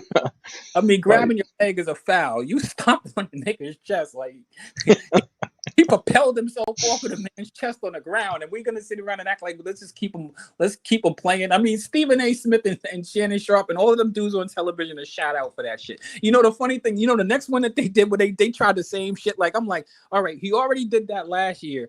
Do you remember that play he did with Rudy Gobert this year? oh yeah. Come on, man. I mean, all right, you grabbed him by your headlock. I feel you. But you grabbed him by your headlock and dragged him like the 90s basketball. That shit reminded me of when Reggie Miller and Kobe Bryant got into that fight and Reggie Miller threw him in like a full Nelson and dragged his ass from center court over to the damn shot clock, to the scorer's table, and slammed him on that shit. This shit reminded me of that. He dragged him in a headlock, in a full chokehold ass headlock for way more seconds than you should hold a person in a damn headlock for. And I mean, dragged him halfway across the court. If anything, it'd be all right if it was the nigga that grabbed up Clay. Right. But Rudy actually didn't even do shit. And they was on TV making it like, and they was on TV talking like Rudy, like, all right, Rudy put his hands on Clay. I feel you, but he didn't really do anything really to Clay. You know what I mean? Draymond jumped on him like a pit bull immediately the second he got close. You can see he targeted him. You know what I mean? Mm-hmm. Anybody here ever been in a fight in a schoolyard where it was like a group fight? You know what I mean? Like either jump somebody or participate in some shit like that. You know what I mean? Like, you got your eye on that one dude. you got him sized up. You know what I mean? He ain't ready for it. You know what I mean? He hit him with some shit like a posse maneuver. You know what I mean? Like, yeah, I got this motherfucker right here. Y'all get the rest of them. I got him. That's facts. Crazy to me. Nah, I didn't even think of it like that. Because, they always talk about, oh, he did put a hand on Clay. Sure. But I would have felt 100% justified if he grabbed a Jaden McDaniels like that. If you had McDaniels like that. He don't never do that to real niggas, though. You notice that, though? Like, come on. I mean, but Gobert is somebody that's been in altercations. He throw punches. Oh, I've never So seen. He willing to fight. But the way he remember him and Kyle Anderson got into it? All right, but the thing is that when it's one thing if you have a fair shot, you know what I mean? Like, Gobert never had a fair shot. I mean, he got yoked from the behind in a full Wilson headlock and got dragged off. It was crazy to me. He had to let that nigga know. Listen, what was crazy to me is they only gave him 5 games for that. I'm like, shit, after he stomped on somebody's chest, that's all we gonna do? I mean, he go cold sock somebody and he slept Jordan Poole. And then he come back and do a lariat punch on a nigga. That's crazy. Oh, my goodness. Yo, it was funny because, I mean, he dropped homeboy. He did a reverse. Yo, did anybody see the video? On some Zangief shit. Yo, exactly, man. He's out there really doing anybody see that video with Draymond's greatest hits? That shit is hilarious. They got a part 2 to it also. If you haven't seen it, Nico, they basically take Draymond and they kind of like, how you had the I used to play the video game with the WWF or the WWE or whatever, Raw, and they took all of Draymond's moves and put it into like wrestling format on a basketball court. The shit is fucking hilarious. He's over there just violating people crazy. You know what I mean? In this video, which is real shit. All of it is real shit that he's done. It's definitely not basketball, that's for sure. Yeah, So, the worst part about it is that it applies. The Grizzlies with a block. Brandon Ingram with a deep three. Missed it. I'm sorry. It's the end of the game. They deserve a little love. These are two trash ass teams. the Pelicans actually have a decent record, though. Yeah, but we know. We know. Yeah. That's like watching the Timberwolves with a good record. Them niggas would be going the first round. Unless Ant-Man do some Michael Jordan shit. I don't know, man. Ant-Man's playing impressive right now. And, I mean, I'm not going to say that, basketball is a game of matchups also. That nigga But said send the test. depending on who they Send the face. video, my fault. Yeah, you can look it up on YouTube, dudes, because when I go and do things, it cuts me off of the stream. So let me just let you know, just type in on YouTube, go to the search, Draymond's greatest hits. Trust me, it is well worth the entertainment. Shit is hilarious, to be quite honest with you. I just seen one the other day. It was crazy. They had Jordan, Jordan Fool. They had this video, I'm not gonna cap y'all. This shit was hilarious. I'm still laughing thinking about it. So Jordan Poole, they got him playing basketball in the Wizards now. So he's coming up court. Jordan Poole has these fucking foolish moments, like he's the king of them. He's the new JaVale McGee. And he's coming down court, and I guess he who knows what the hell happens. He just falls to the ground and looks dazed, right? You know what I mean? Them bitches beautiful. Out of nowhere. Sorry. And they showed a ghost of Dre. They have like this ghost of Draymond come up out of the floor and fucking sock him in his jaw while he's running. The shit looks funny as shit. Then after he knocks him on the ground, he disappears again. Oh, they got Ja Morant with the ball. 6 seconds left. 5, 4. Cuts the defense. Gets a layup in. Misses it. 1 second left. He got fouled. Uh-oh. It's 102, 103. If he hits both free throws, good game, Pelicans. If he at least make one, they doing the challenge to replay. Shout out to Sky, shout out to Jessica. But you niggas will never taste glory. Ja Morant, nice in between. I don't even know them niggas' names. He got fouled. Yeah, that's a big foul, bro. These niggas dropped him onto the ground. I don't know if you got the game on, but that's game changing right there. Don't, but see, this is the reason. I didn't either. I didn't have that shit on, bro. Nobody trying to watch these niggas. Listen, but this is the reason why I hear people getting all hyped up about my man Halliburton, and I'm like, I like it. It sounds good. All of these numbers and shit like that. Talk about how great he is and all of that, but come on, let's be fucking serious. First off, get to the fucking playoffs. 1, 2. Show me that you can, you know what I mean? Like what we're seeing with Ja Morant. Ja ain't even been playing all year long, but he's the go-to dude. He's the carrier. He's the team carrier. You know what I mean? And he can produce when it comes to it. That move he did, all right, even he missed the layup, it's either he hits it or he gets fouled. He brings some shit that you have to deal with, and you got to worry about him closing out games. Halliburton got it first. You got to get there. Then you got to show me that. You know what I mean?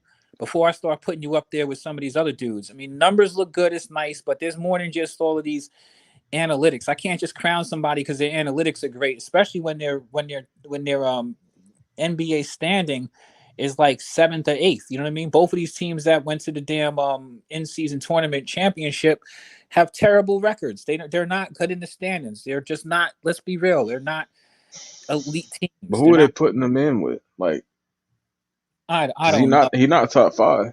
Well, so I'm about to have a show where we're going to be debating on who's better, Ja Morant or Halliburton. And look, Ja Morant. I like Halliburton, but I don't even think it's even debatable. If you want to sit around and you want to use a pocket protector and talk about all these great numbers from Halliburton ain't done shit. We've seen Ja Morant get his teams to the playoffs. We've seen Ja Morant at least win one playoff series. We've seen Ja Morant close out games with him as the go-to man. We ain't seen Halliburton do none of that shit at all. Yeah.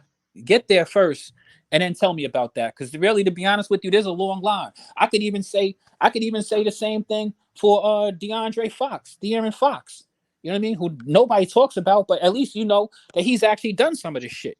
We haven't seen. They top 10. They just not top 5. Yeah, I mean, we all know that there's a bunch of point guards out there in the league. And and I like Halliburton for what he's doing numbers wise and stuff like that. You could talk about that, but you gotta it takes a little bit more than that to impress me. You gotta be able to, that you the man on your squad. If you don't know, then you need to act like it. Even like we know what Brunson may or may not do in real game situations. We've seen him actually do it. Yeah. I just can't put him ahead of people that I actually know, you know what I mean, or dudes that I say, all right, yeah, this dude will really carry. I mean, If you want to be honest though, niggas is playing with Trae Young name right now. yeah, another one, right? This Another one. nigga's giving you almost 30 a game with fucking 15 assists. See, and that's what I'm talking about. Like there are so many point guards I got to get into before. I don't care what these numbers say. I can't put him ahead of Steph. I can't put him ahead of Luka. I can't Nigga, put this him year ahead Trae of Young is giving you 28.3 with Look, 11 assists. I can't put him ahead of John Morant. I can't put him ahead of De'Aaron Fox. I can't put him ahead of Trae. We've seen Trae Young do this. You can't put him ahead of him. You want me to put him ahead of them? Show me. Get your Yeah, he team to the top playoffs. 10. He not top 5. Yeah, come on. This an easy top 5. It's I just Luka, named 5 dudes better Curry, than him just there. Jamal Murray better than him too. The fuck? Yeah, we can keep on going. Can we keep going? Jamal Murray is unstoppable. Look, Literally. I've never seen a nigga that could hit every fucking shot that he wants to hit when it matters. yo, That nigga is magical when it matters.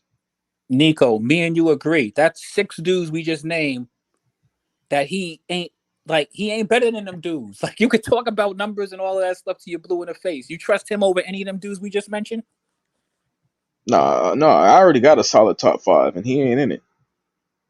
He barely cracking top 10. And he ain't better than Jalen Brunson. I hate to break it to y'all. And that's the closest dude that he'd be better than. Hold on, we got disrespect. Trae Young's numbers don't equate to winning because he got a poo-poo team. Trae Young is already won in the postseason. Didn't Trae Young get to the Eastern Conference Finals? Yeah, I mean Trae Young been in the playoffs for 3 years straight. Right. What are you We talking can't say that about? nigga don't win. Yeah, but wait, hold on. He's won. In order to get to the Eastern Conference Finals, you had to actually win some series, right? That nigga hit some big shots. Listen, show me one series that Halliburton's won. You can't. You can't. You can't. Trae Young winning with a mid team, if we're being honest. Come on. He got a bunch of okay players around him. Facts. And he beat some teams he wasn't even supposed to beat. He's lost also, sure, but he's done something. Like I just got finished naming. That's like this is at least 6-7 dudes that have done things that Halliburton hasn't done. All of those nice numbers are cool, but come on, you put them ahead of these people. These people actually They reversed the call. Uh-oh. Yeah, it's GG. Not only that, Trae Young actually is the star of his team. You know what I mean? Like he's the dude that they're relying on to close out games, and he's done that. So DeJounte Murray is all right. He showed me that he's not that nigga that we thought he was. You know, another dude. Yeah, you're right, Nico. You know something? I just thought about it. You know what? You're right. He is barely cracking the top 10 because I ain't even mentioned Donovan Mitchell. He's more of a shooting guard because Darius Garland the point. Yeah, but he's also he plays point guard too. I don't think you mentioned Luka. I did. Remember, oh, you did. He's in my top 2. I said that nigga's number 1. Those first 2 automatically, and even to be honest with you, since we're talking about point guards, I don't know if anybody knows this, but Shai Gilgeous-Alexander is classified as a point guard also. I haven't even Giddy as shooting guard. I haven't mentioned he is, but he's also a point guard. So that's the thing, Nico. Some of these shooting guards also play the point guard. You know what I mean? If you look at them classified, you have a lot of these what they call combo guards. Shai Gilgeous is one of them, and then even so it's Kyrie Irving. Yeah, and Drew Holiday. Oh, he better than Drew. I'll give Tyrese that. Listen. I mean, I'd like to say that, but Drew Holiday has a championship. He's, one. He's a defensive player. He's not an offensive player. You know what I mean? I'm not going to say he's. That's why he better. But I mean, he has an actual ring leading a team to a championship. Halliburton. You know who Won, led that team? 6'11", 250. That's who led that team. no, I mean I agree, but Drew Holiday is part of it. I mean, I'm just saying that Drew Holiday definitely has a case, and he has a ring. He has a case and a ring. Yeah, I understand. I mean, Halliburton won one playoff series. Show me the playoff series that he led his team to. No, he hooping now better than he ever has though. So I can't necessarily go off his past because he's much better. He's getting better. But Yeah, I mean, he's still like in LaMelo class to me. Like he's not above that yet. yeah, exactly. That's what I'm saying, Nico. All I'm saying is that he had, like, for him to get my respect, he got to do it when it counts now. Like, one, get your team there. Then show me, give me one series, and then I could say, hey, these numbers make sense with what he's actually doing. But I don't know if, I'll be honest with you, I don't know if that's going to happen. I mean, and not because you can talk about the players he plays with, but you the team leader now. I ain't You gonna front. His team ain't too much worse than Trey Young's. Well, I mean, he has who's he have over there with him? I mean, he has a couple of dudes like He got I know Buddy Hield, Miles Turner, and a those are few pretty. other niggas. Yeah, that's pretty much it, you know. And he got a couple of unproven dudes. I mean, they have a good backup point It's guard like too. who Trey Young got? Nigga was rocking out with Clint Well, Capella, a he's nigga got with a no couple. abilities. He's well. I mean, Clint Capella does grab. He can grab 20 rebounds. I give Clint Capella that, Nigga and he can. grab you 20 rebounds with no offense for real. I mean, he can slash to the rim. You get some easy putbacks, but I mean, he also has Bogdanovich who can play. You know what I mean? He's also Wait got. a minute. I think these niggas called a foul on the lob for Jaren Jackson. Uh-oh. I thought that game was practically almost over. Wow. So they get another chance at a game tie-in or a game-winning bucket. 0.4 seconds, though, so these niggas got to be magical. There's 0.4 left in New Orleans. Shout out to the New Orleans fans. Shout out to the Grizzly fans. These are two mid-level teams. We'll see. Are they in the bonus? Oh, no. Let me turn that shit back up. They might be in the bonus, man. I had to turn my energy up for y'all. I was going to fall asleep. I had to come through, though. I was asking. 2 free throws. Oh, no. So we got a foul on Jaren Jackson on the 0.4 lob. These niggas fouled this nigga with 0.4 seconds left. Now Jaren Jackson's going to have a chance to win or tie the game. The Pelicans for you, right? Them niggas don't know how to do shit right. Jared Jackson ain't the most reliable free throw shooter, so that's the only thing the Let's see if Pelicans. he clutch. If he not, that nigga's trash. Quiz, what would you want more? Would you want an opportunity to win the game for your teammates by just hitting 2 free throws, or would you like to try to get a fucking Hail Mary with 0.4 seconds left? I'd rather be at the free throw line. I mean, they call them free throws for a reason. That's the first thing I learned in basketball. Hit your free throws. You know what I mean? Yeah. Shit. And sending You them know to the what? free throw line right now. Listen, even if you playing basketball in the park, somebody got to ice the game, right, Nico? Yeah, let me turn this shit back up. Let's go through the moment together and see if these trash ass niggas can get it done. They talked. I don't know how Jaren Jackson was in the running, or I don't know how he won DPOY if he did. That nigga's mid as fuck. All right, he at the free throw line, got his one dribble in, free throw, made it, tie game. At minimum, they going to overtime. This nigga, let's see if he could make the second free throw and win the game. I'll be So I real could with talk shit about Pelicans you. I fans. feel like it's over. Dribble, size up. Count it. He missed the second one. You bum ass nigga. Ooh, You see, are the weakest nigga I've seen. I tried to give him some juice. You know what I'm saying, Nico? I tried to give him some juice. Remember, I said that Jaren Jackson is not a good free throw shooter when it started. He hit his first one. He wasn't built for the. He ain't built like that, cuz he ain't built like that. Sweaty hands ass nigga. Nigga should have His wiped his hands on his shorts. arms are heavy. His vomit on his sweater already. Mom spaghetti. No, that first one was pure. That nigga was like, oh, tie game. Nigga folded, bro. I'm telling you, bro. These niggas is not cut from a clutch cloth. That's the thing. Like, most niggas just play basketball. You know, the reason I praise a LaMelo or let's say a Ball brother, because them niggas, like, they play for a different type of energy, a different type of win. Like, it ain't no way these niggas can be in a clutch and miss something that they've been doing their whole life and in the moment that gives us a victory. This nigga Man, missed the Nico, easiest free throw of his life. I said that a million times, but that's why they call it basketball. Them big niggas, man. But there's a bunch of dudes, man. Let's not sit around and act like, listen, if LeBron guilty of this shit too, man. The free throw line ain't never moved since since you first touch a Excuse me.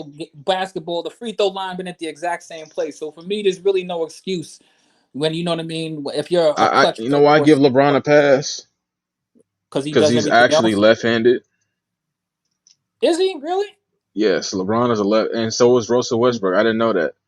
These niggas are Yeah, but left-handed niggas that learn how to. I don't. But listen, I don't give him a pass because you see LeBron shooting threes, and you see him hitting his.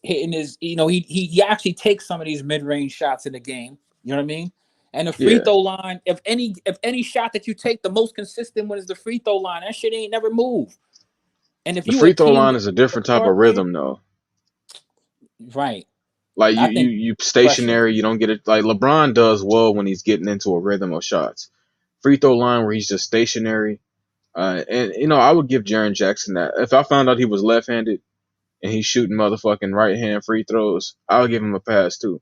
It's a certain type of wiring. As a left-handed person, I know it takes to be doing shit on the whole opposite side of your brain on the Yeah, regular. but it's not like we listen, Nico. I can't. I listen. We could disagree on this completely because we know dudes in the NBA who's ambidextrous, right?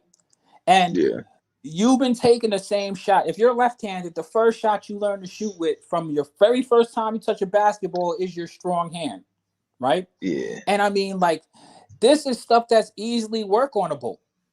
You have your concentration level, the line doesn't change. So what they need to work on is their free throw mechanics. I learned that from my dad as a little kid. So like that's the reason why you learn to get a pattern of dribbling the ball, you know what I mean? Bend your knees a little bit. Like some of them old school dudes, they bend their knees a few times before they even attempt to shoot the basketball. You know what I mean?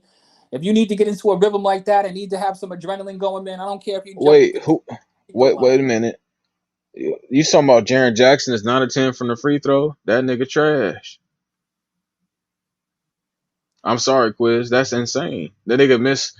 He's not. He was 9 of 9 until it was the most important part of the game. Mm-hmm. Yeah. Mm-hmm. I mean, that's the thing. Like, listen, no matter when you play basketball or where you play on this planet, everybody has played 3-on-3. Everybody's played pickup basketball, right or wrong, Nico? Right? Yeah, Everybody's played the game 21, right? Let's not act like you can't win a game of 21 unless you break the ice.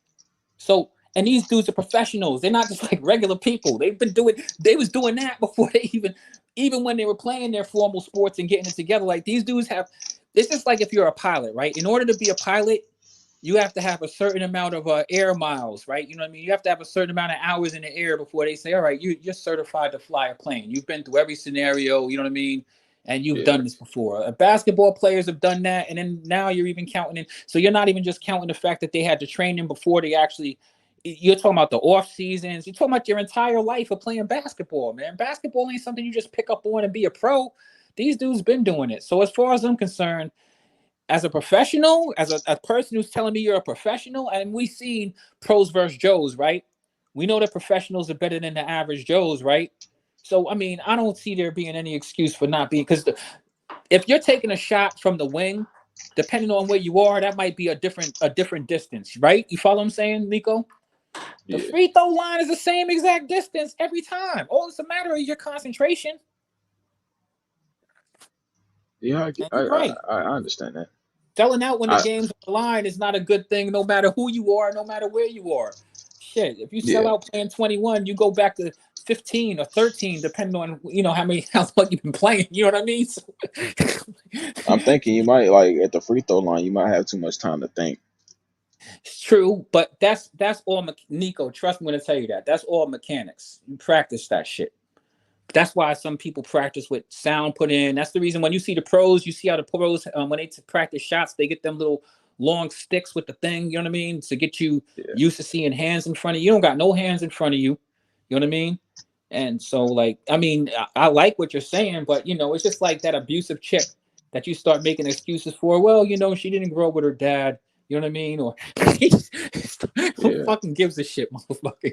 You know what I mean? Like, fucking hit your free I mean, throws, I could bro. fix her though. Yeah, No, exactly. I'm just, You're I'm right. just That's trying. what you be saying when you're trying to make the excuses for, like, oh yeah, shit. I just got finished going through that recently, Nico. I ain't gonna cap. That's why I use that That excuse. man had first-hand experience, Hell yeah. recent. First hand, second hand, weapons and old shit. When you got to call the cops on a chick, you know what I mean? It's like, damn, stop making excuses, yo. Tell her to figure that shit out, then come back. That's what I'm telling these NBA players. Get back with your shooting coach. You guys are professional facilities. You practice everything else, and you can't hit free throws. Come on, what are we talking about? Yeah, you know what? It's I'll say it like this. The issue is once they get on this stage, we want them to work as hard as they did to get to this stage. And that's just not the case most of the time. They be good. They put in the work and they better themselves. But once they get this bread, these niggas trying to get some ass. They trying to eat Mm-hmm. some good food. They trying to go on some motherfucking trips. Grizzlies with a nice steal, Marcus Smart in transition, and one. Grizzlies are now taking the lead, 106-104. Let's see if Marcus Smart hits the bucket to go up three. But yeah, that's the issue we have. Like most of these guys will enter that state where they've never had this kind of. Well, obviously they haven't had this kind of money. But what I'm trying to say is like once you get this kind of attention, this kind of appreciation for who you are as a person, bro, that hit different. You start getting looks from people you never got looks from before. Mm-hmm. Bro, these niggas trying to Facts. get in that damn ass, man. That's what it Yeah, always boils down to for these men, unfortunately. yeah. And another thing about it is, man, they make a lot of money. So I mean, look, think about it. Like, what are the consequences of missing a shot? You're not losing money. Um, I mean, you still got a great lifestyle. You know what I mean? Like, there's not really the consequences. It may seem big to us, but in the grand scheme of things, in the 83 game season or something like that, you know what I mean? Like, one missed free throw ain't gonna kill me. But I'm gonna tell you one thing about free throw shooting at a professional level, right? So this Yeah. is the change. I will give you because you are on to something too, and this is what they need to practice on. So a really solid professional like a Michael Jordan or a Kobe Bryant, they don't just walk out there and take free throws. You know the reason why? Because you don't even really start practice until you already got a full lather sweat. You know what I mean? Because you're going to be in situations where you've played the whole game and you're tired. You got to practice taking these shots under fatigue. And so a bum player like Jared Jackson probably, he probably don't really do that. You know what I mean? He's too busy Yeah. working on little bullshit that he needs to be working on. But don't get that to smooth taste fool you. Jared Jackson's dropped 30 in this league multiple times. So at a certain point, man, you just got to step up and you got to work on those things that you're not good at least if you want to be a great player. A lot of players don't really want to be great, Nico. Yeah. Well, A one lot thing I can say is I want to give being some credit. mediocre. John Morant has changed the way this team is. They don't even look like the same team. The swagger, the confidence, the way that they play the game of basketball. Oh my God. Jaren Jackson just cleaned Zion up. Zion, holy shit. That's gonna be on Sports Center. That's a foul though. But he cleaned that big ass nigga. Zion had an easy dunk. Well, hey, sometimes you just got to do what you got to do, son. Hey, I'm gonna you tell know you what? all the truth. It would have been easier if bro wasn't 295. Hey man, 295 niggas can get it too. Bro, that's what I'm saying, bro. This nigga would have been just fine if he wasn't 295. He got 23. He 11. I'm gonna say 9 of 11 from the free throw line. 11 boards, 1 assist. That's Zion Williamson. He made his first free throw, and he missed the second one. John Morant with the rebound. John Morant dribbling. But I know I'm behind y'all in the chat. This game don't come on locally for me. I'm in Los Angeles. John Morant with the screen by Marcus Smart. tween, drive by, pull up, floater, bucket. 109, 107. John Moran's different. John Moran is different. I hate to break it to y'all. Anybody who thought that I don't care. You guys can get with the Johnny come lately shit, and I like how. But come on, man. Let's stop. Let's come to our senses here, man. John Moran is different. This dude, like you said, Nico, this is his team. You know how some of these dudes are still fighting for it to get to have the trust of their team. John Moran's it's his Ooh, team. It's his identity. His Bi, flag.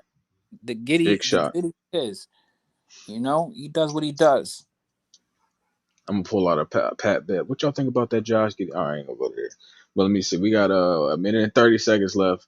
John Morant dribbling the ball, left wing, getting double teamed. They send CJ and another nigga at him. Jaren Jackson with the dribble drive, post move, drop step, layup. Whoa, he actually made it. 111, 109. He said it's him and John Desmond's Morant, team. Hell no. 29, 8 That's like saying it's assists. Stephen Clay's team. That's Steph Curry team. Mm. Oh my God, that nigga just airball like crazy. Whoever number 25 is on the Pelicans, that nigga gotta feel stupid. What kind of shot was that? No, this is crazy right now. That's One that. thing I will say just real quick, my fall quiz is John Morant is fresh. I'm gonna give him that kind of credit. He's Oh, that's fresh. true too. That's true too. And remember, John Morant this is just the start of the season for him. So he's got the freshest legs. But John Morant, look, he looks like he's in basketball shape. He's Yeah, no, you already can ready tell to he been play working these out. games. Yeah, He he said ain't what just a been sitting game would have around been at a twiddling his Desmond ain't thumbs. play. Desmond's a great player. It's just not his team. It's John Morant team. Facts, Uh, facts, exactly. And Desmond Bain is really a good player. Like I F with Desmond Bain. He's one of my favorite players in the entire league. But this is definitely John Morant's team, not Desmond Bain's team. they just had Jaren Jackson with a running hook. That was nice. Because let's be real, right? When it was Desmond's team, them niggas was the bottom team in the league. Well, the Desmond problem with been here. Desmond Bain, listen, the problem with Desmond Bain is not Desmond Bain. Desmond Bain is not the team, is not his team. Desmond Bain cannot create his own shot like that. Desmond Bain No, can get a this a couple of little armed Klay Thompson. yeah, Desmond Bain, you get the most out of Desmond Bain. I mean, he'll drive down the lane. I mean, he can hit some cuts buckets. He's really nice from three. But Desmond Bain is not a dude that you would build a whole team around. The team Absolutely a not. dude you're gonna be able to build a team around. The reason why you have certain star players is because they can create their own freaking shots. Most star players can create their own shots and dribble, Right. unless they're a big man. If you can't do that, I mean, and even if you are a big man sometime, and I mean, like for example, like Giannis, me to say about the inconsistencies, but when Giannis has a full head of steam, which he often does, because sometimes he brings the ball up court, him and LeBron are the two most unstoppable dudes in the league. Like you gotta look, you're in trouble when they got a full head of steam and they got the spin moves and the dunks. You know what I mean? You just have a problem stopping them. They can actually create their own buckets. You can get them the ball and let them let them do some shit. A dude like Desmond Bain, you put a dude on him.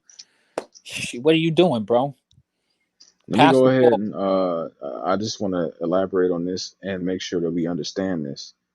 Desmond Bain is not trash. Not at all. He's a very good player, but he's not Batman. He's the Robin, Right. and Definitely. it's okay. And I co-sign that, Nico. For anybody out there who thinks otherwise, like that's a fact. And I love Desmond Bain. Desmond Bain is probably the second best player on that team. But Yeah, I've had to he is deal with this too, being a Robin. Klay Thompson fan. Klay has been averaging 20 for an entire career, shooting 40 from the 3-point line, but he played with Steph Curry. That's just what it is. If he was by himself, that's solid. But Desmond Bain played with John Morant. And this is the reason why John Morant's in a different category. You see this? John Morant makes a Oh my difference. God, Desmond Bain just airballed. Get the Mm. fuck out of here. I'm sorry. Nigga trying to sell. Keeping him around. You keeping him around. That nigga had no, bro. Ja was calling for the ball. This nigga want to dribble into a contested three and airball. See, that's why this nigga's not 1A. Yeah. It's just, and now they filed. Now they sending CJ to the free throw line, and CJ make his free throws. I'm gonna give him Hmm. credit for that. That nigga make his free throws. And you know that. And CJ knows that's the least he could do. One. Oh, he shot it flat. What a sellout. Time for this nigga to retire. We're giving this nigga his flowers, and he want to sell us short. Man, come on. How old is CJ anyway? He's been in this league long enough. Damn, Sky spoiling it for me. Said CJ missed both. Yeah, get this nigga the fuck up out of here. Get this nigga the fuck up out of here. That nigga's a sellout. He ain't trying to win.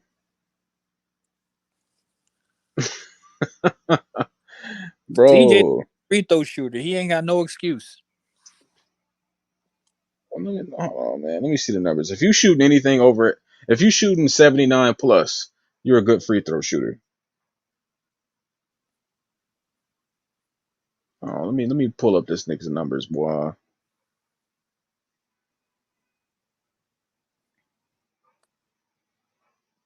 Because I need to confirm.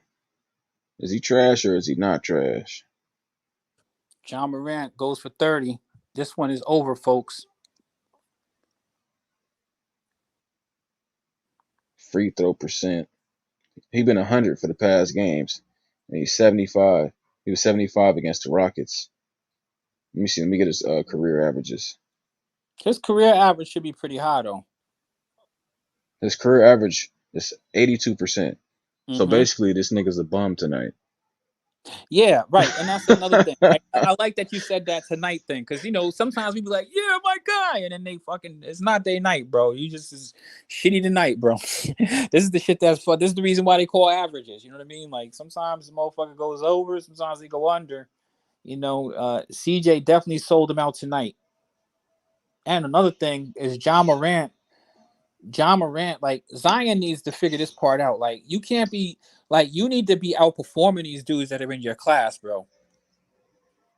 I feel like You need to. I mean, if you're gonna lose, Slim at out least here trolling. This nigga said the Warriors should trade Clay and Kuminga to the Bulls for Zach. Why you gonna send two solid niggas for a nigga that don't know how to make shots when it matters?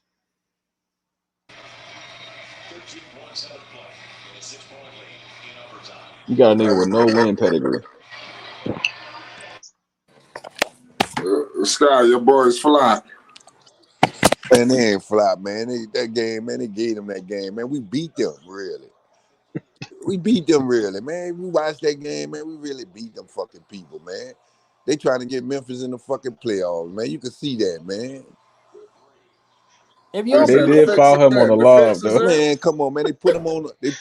They was down by 8. They put them on the line to get 6 points to tie it up, and then with a 0.4 seconds, they try to give them the ball right back to win the game. Man, that was a 50-50 ball, man. When you know that when you know them to call a foul on that. Man, come on, man. Sky, Nah, how what you Bullshit. think about that foul with Jackson? What you think about the one in the fourth quarter? Huh? That's what he's Jackson could talking have about. finished y'all. That's what I'm talking about. This what you don't understand. They put them on, they was down by 8 points.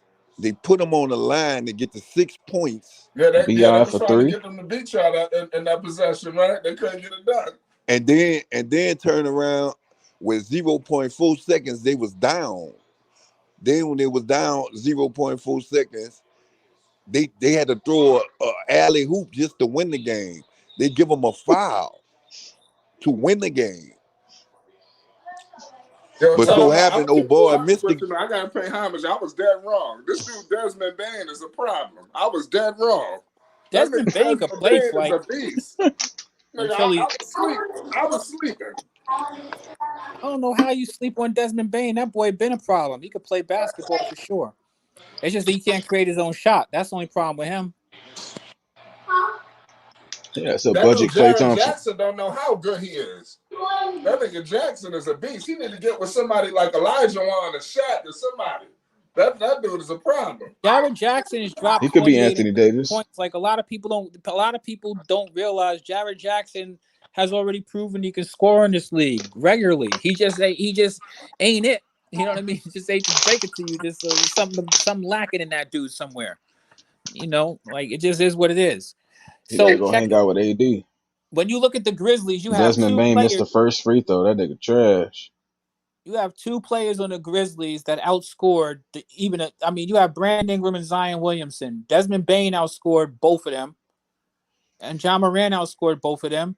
And Jared Jackson with his 19 points is higher than anybody short of Zion Williamson and Brandon Ingram. So I mean, like the Grizzlies team as a Man, this team. what you don't understand, man. We don't even feel bad about losing them people. We already know what it is. We really beat them. Everybody, man, if you watch that game, you can see the Pelicans really beat them people. Man, it wasn't nothing gonna go right in the Pelicans' favor for them to win that game. If you can't see Vegas or whoever hands was in on that game, you was crazy. And who they go to? CJ McCollum.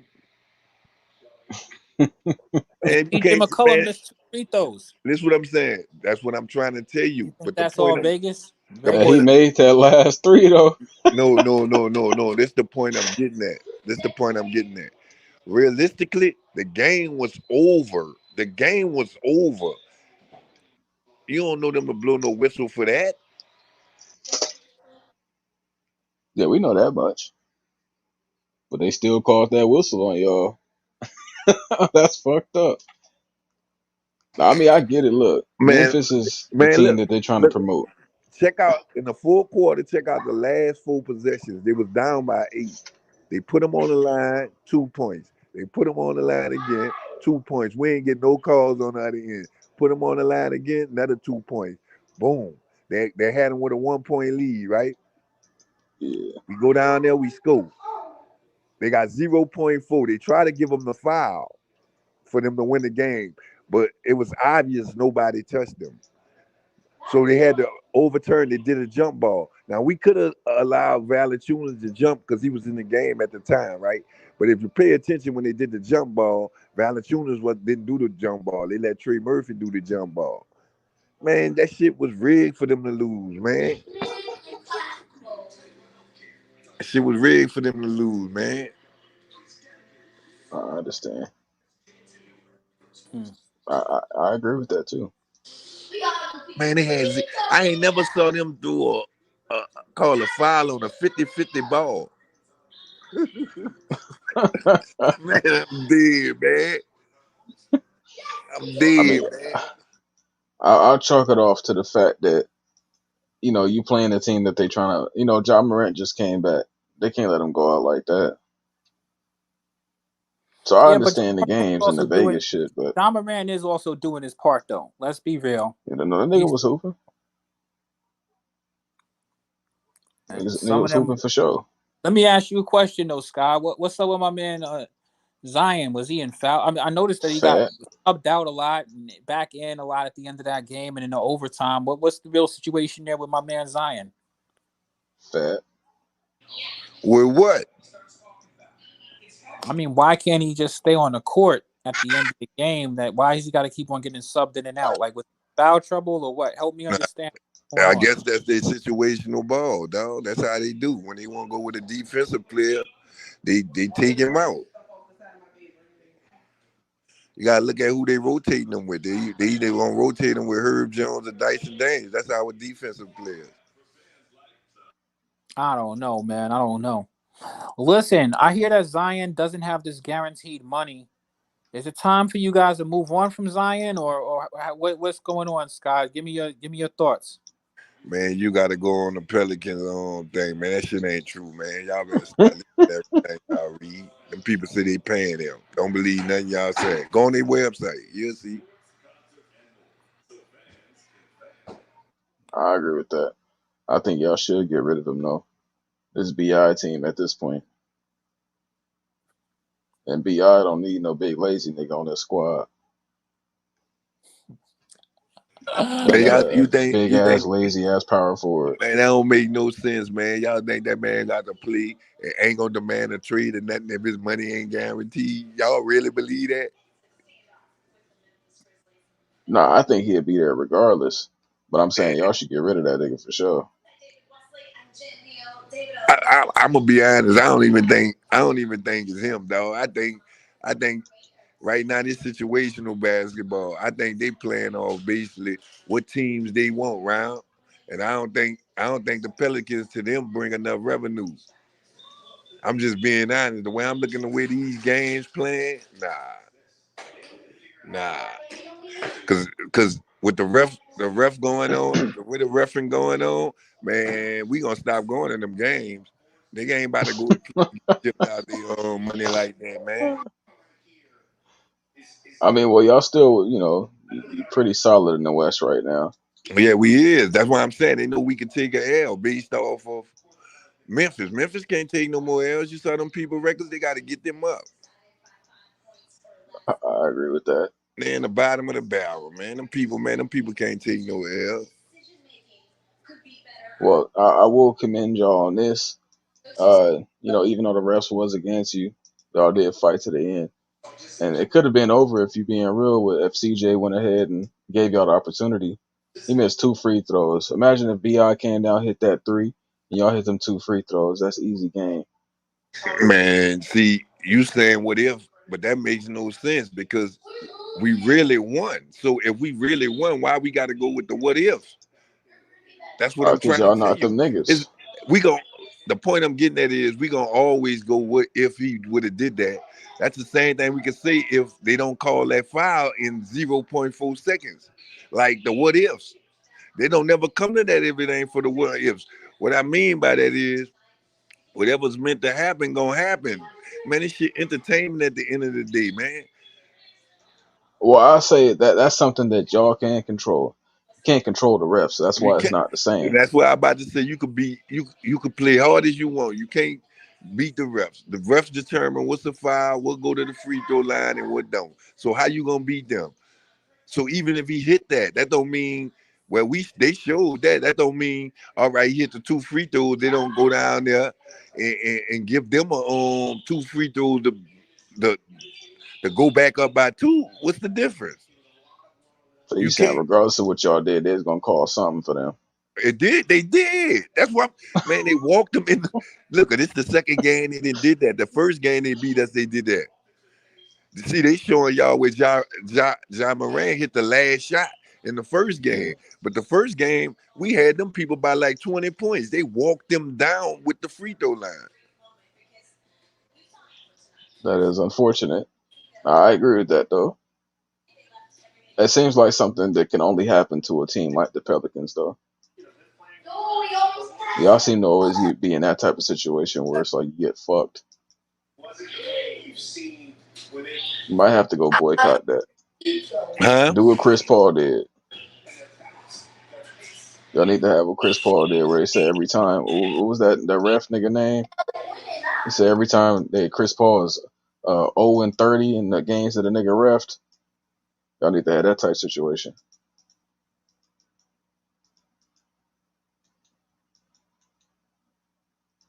Because something y'all doing is clearly not on the ref side, or the refs clearly not on y'all side. It's not equal. Because y'all probably every time I have seen the Pelicans, y'all do get fucked more than any team I ever seen. At least in the modern NBA. I But I saw can't give an somebody. answer of why that I is saw though. somebody in the comments say the Pelicans had a chance to win in overtime. What they fail to realize, we won in regular time. It shouldn't have even came to overtime. That's what everybody fail to realize. Like it never should have been overtime. Y'all go ahead and rebuttal Scott, man. It shouldn't have been overtime. I agree with that. Because I mean we watched it. They fouled that nigga with point 0.4 seconds left. That rarely happens in life.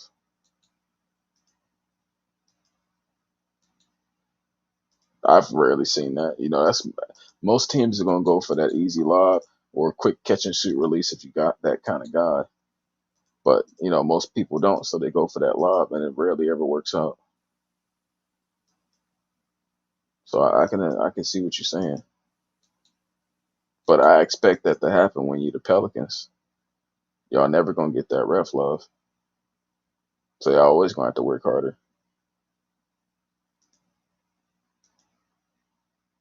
As fucked up as that is, it is what it is. You said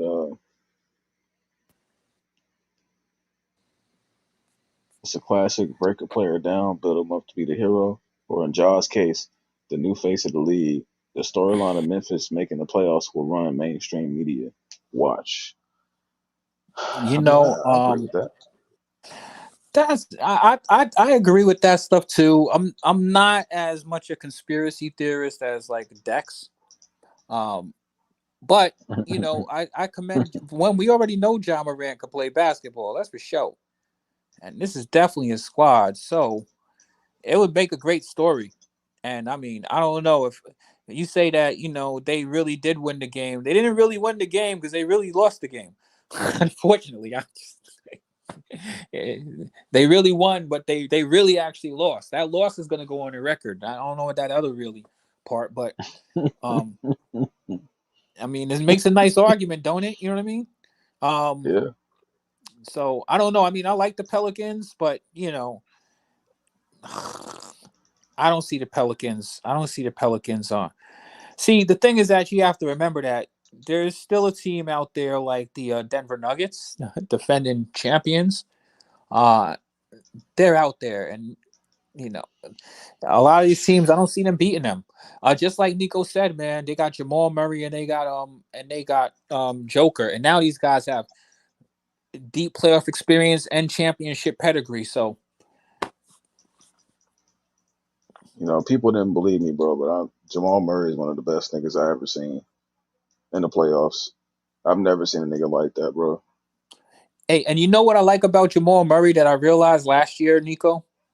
A lot Yeah, of what's people up? don't realize how good that dude is because they just look at him and they say, "Oh, well, you need to do like Jamal Murray." Not only can score, he can give you those 10 assists, and He he make the can right hit plays. threes. Listen, he makes the right plays. He hits threes. He gets aggressive there comes a point in the game where the offense is flowing through him and he's just like literally a bucket. And Jamal Murray plays defense. I've seen Jamal Murray. You know the play when I realized that Jamal Murray was different than what people thought. It was a play late in the season last year. They played against your Golden State Warriors. I'll never forget this. It was in my fantasy basketball championship, Nico. I was about to lose. I thought I was done. I needed a block. I needed a block, and I needed a steal or something like that. You know what I mean? Yeah. And it was only one game left, and it was the Denver Nuggets versus the Denver Nuggets versus your Golden State Warriors. I had a Kevon Looney. Kevon Looney, for some reason or other, gets a tie up and he does a tip ball. I didn't realize that they credited him for a steal. I guess the tie up that created the jump ball at half court. Then Jamal Murray blocks your man Clay Thompson. Clay had a shot. He missed it. He got another shot. Jamal Murray came and blocked your man Clay Thompson to close the game out. And on that play, the very last play, won me the championship. And this thing I could tell you about Jamal Murray, especially following through fantasy. This dude gets steals and blocks in critical moments of basketball games. He doesn't just play good offense. This dude plays defense when it counts, and people don't see that. If you feel what I'm saying, Nico, people don't. I never hear anybody. Jamal Murray does this. If you watch that team play. Yeah, Jamal Murray in my top three. For me, it goes Luka, Steph, and Jamal Murray. I'm a believer in him. I keep telling niggas, I seen him in the bubble, and I never seen no shit like that in my entire fucking life. That Mm, nigga could not miss a shot. mm, The Lakers only beat him because he got hurt. mm. But if a nigga hits every shot that his team needs to win a game, I will never bet against him. It's not like James Harden where that nigga step back air balls. Nah, that nigga Jamal Murray is right down the middle every time. I don't. I'm not. Look, I'm not trying to come out as a Jamal Murray fan, but I'm just sitting here telling you what I've seen with my own eyes. He's one of the greatest players in the clutch that I've ever seen. He makes the shot, and if you look at his playoff numbers, he's averaging like 27 and like Mm, 8 assists. It's thank you. unfucking real. And that's what I mean. They don't realize that this dude dishes as much as they talk about Joker, because Joker is a triple double waiting to happen, but Jamal Murray is a double waiting to happen. He definitely distributes the rock. He doesn't just score; he distributes the rock, and those dudes take turns, and they don't mind playing with their team. But you know, the places where they want the ball to stop are Joker and Jamal Murray. And sometimes Jamal Murray more than Joker. Joker defers to Jamal Murray lots in the fourth. Most fourth quarters of the game, he's deferring to Jamal Murray. Jamal Murray dictates who's going to be the scorer. If he's not scoring, then they'll go to Joker. You know what I mean? But You seen the game yesterday, right? no, I didn't. The What Warriors happened? and Nuggets. Mm. Joker didn't do too well, but what he did do was give the ball to Jamal Murray in the clutch. He hit a big three, then he hit a big step back. Well, not step back, but a fadeaway over Steph Curry. Mm-hmm. Like, what I'm trying to say is, like, let's say if the game has 5 minutes to go and it's clutch, Jamal Murray is probably shooting 90%, Yeah, I and agree that's with you, in Nico. fucking insane. I agree with you. Or do you think the Nuggets could repeat again? Yes, if them niggas are healthy, Yeah, I as think long as so they got too. Jamal Murray and Jokic, they are an unstoppable fucking team. Well, let me ask you a question, Flight. What's changed between this year and last year? I don't know. I think that the West teams are a little bit better, a little bit I stronger. mean, I'm just asking you because the Nuggets showed you that they had the size advantage. You know what Joker's doing. You saw what Jamal Murray's doing. These dudes are the defending champs. Like, come on, bro. I mean, I don't know what to tell you, bro. But I mean, you believe in I like what the Clippers are doing. You believe in them? I don't know about the Clippers. You know, I'm Well, not. I mean, I'm gonna tell you something. I don't think the Suns are much better than they were last year. They're the same Yeah. team to me. They haven't answered any of your questions that are going to validate why I should believe they could beat the Nuggets in the series. The Lakers are still the Lakers. The Suns, the Kings are too small for them. Again, the Nuggets are also have they have that length. To me, it really just is a matter of Michael Porter now has some postseason playoff experience. He played pretty decent. I would expect he'll probably play just about as good this year. He could even possibly play a little bit better. Aaron Gordon, I don't see any. Those guys got to be the front runners in the West. Period. Yeah. The West gonna be crazy. Like I said, I don't know if they're gonna run away with it like they did last year. I'm I talking mean, about I the wouldn't necessarily say they ran away with it last year, but I mean, they're definitely better than the Lakers. We can agree on that. I mean, yeah, I mean they're the defending champs. I said I'm gonna put them above the Lakers. And the The Lakers are Lakers the are a only team. other The team that Lakers can are a kind of team to contend me. with them with the height. Yeah, the Lakers are a team to me that it don't matter what record they are. You know what I mean? I think the Like, Lakers. I think the Lakers had good matchups last year. If you really want to know the truth, they had some good matchups last year. Some of them teams that were good were just undersized. The Lakers are one of the bigger teams. I think they did pretty well for themselves. I don't even know. I think the Lakers Clippers could be a toss-up series, depending on, to be honest with you, the way the Clippers are playing right now. The Clippers look better than them, and I mean they have some stuff to prove. So I don't know, but I still don't think any team in the West has gotten so much better that they're going to be better than the Nuggets right now. So, yeah, I still have the Nuggets as the front runner in the West, and depending on who they come across in the East, they may be walking away with another championship. Back to back is saying something, but they got to get there and they got to prove it. It can't just be words. You know what I mean? Like they got to. what you think about this Grizzlies winning streak? I noticed the winning streak started when Ja came back, and Ja Morant's playing good basketball. And I think Nico identified something that I agree with him on. And the Grizzlies are a different team with Ja Morant. Like he brings energy to them. He brings swag and pizzazz to them. He brings showmanship and entertainment to them. Their record is not a reflection of what this team really is. So I just think that him being back now, and now his legs are fresh because he ain't even play no basketball, and he looks like he's in basketball condition anyway. Remember, he's still a young player, so he's running up and down the court for him at the professional level really ain't nothing. He probably been waiting. He's been waiting for this all year. He's tired of playing video games. You know what I mean? Let me get out there and show you what I could do.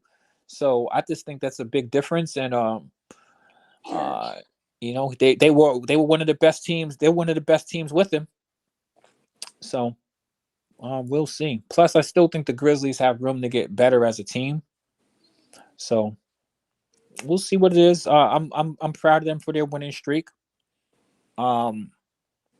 See if they can keep it up because they're fighting from the bottom.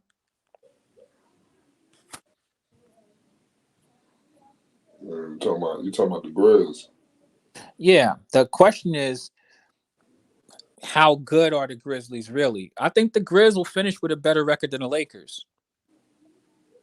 I think the Lakers will be struggling for a play-in spot again, unless something dramatically changes. You think so? Absolutely. Have you looked at the West standings flight? I mean, yeah, the standard. I know that not today. What is it looking like? All right. I mean, I'm not even talking about today in general, but I'm just saying in general. Yeah. So the Lakers are somewhere down around 7. Last I checked, right? Yeah, it fluctuates.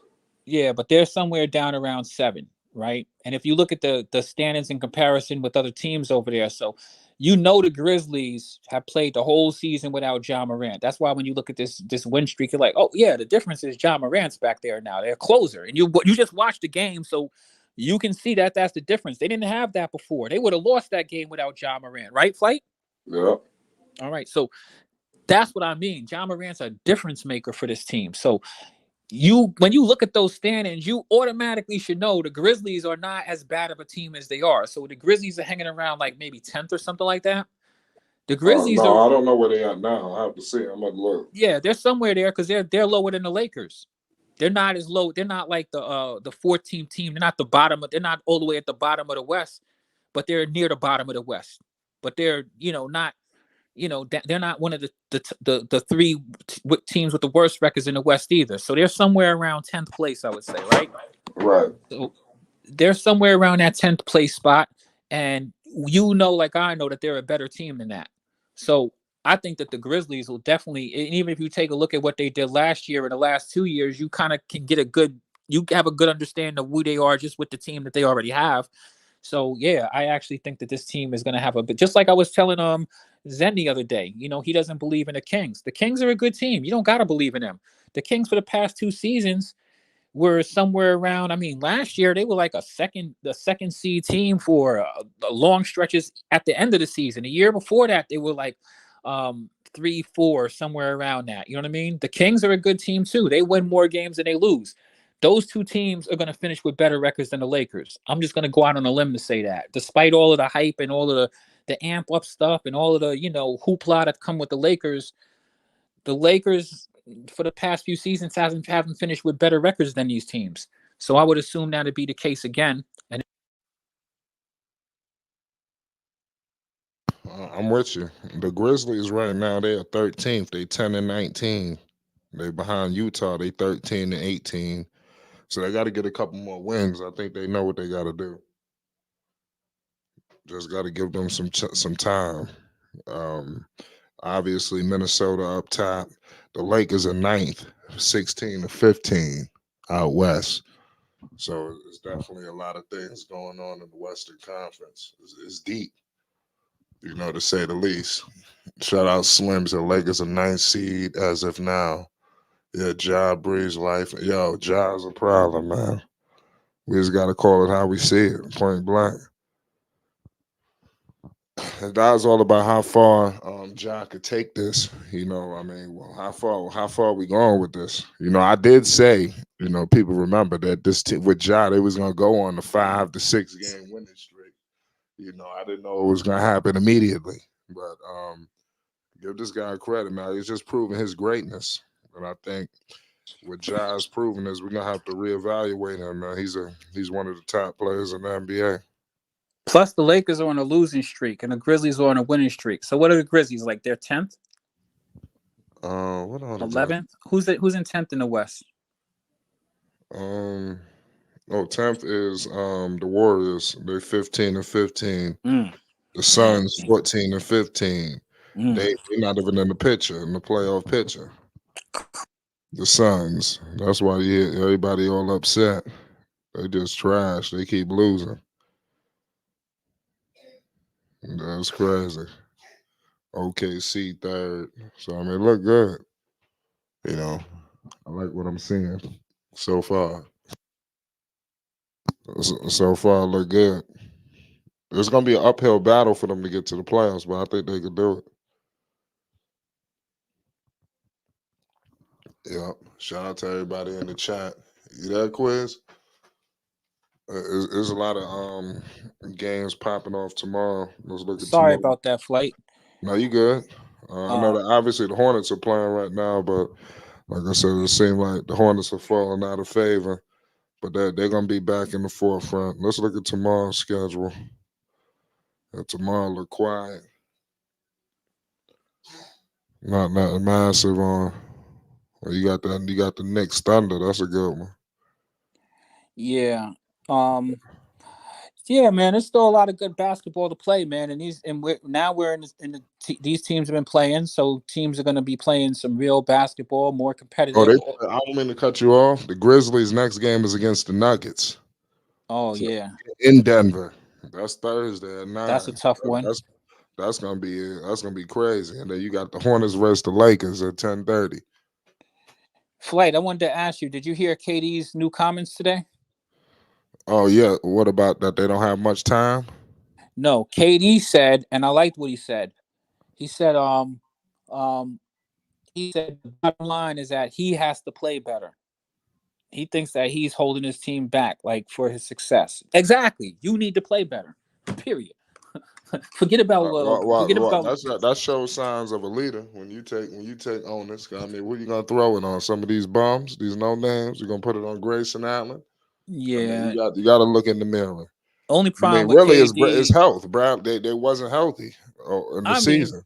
He was healthy. I'm gonna be honest with you, Flight. I'm not convinced that Bradley Beal coming back and is really even gonna make that much of a difference, because they have two.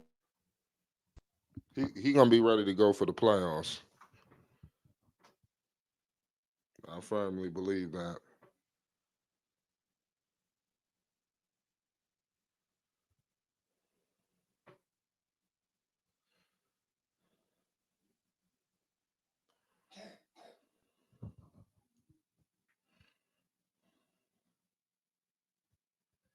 Yeah, that's crazy.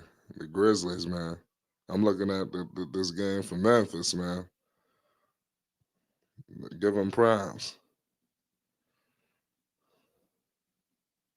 Yeah, I'm looking at this last play.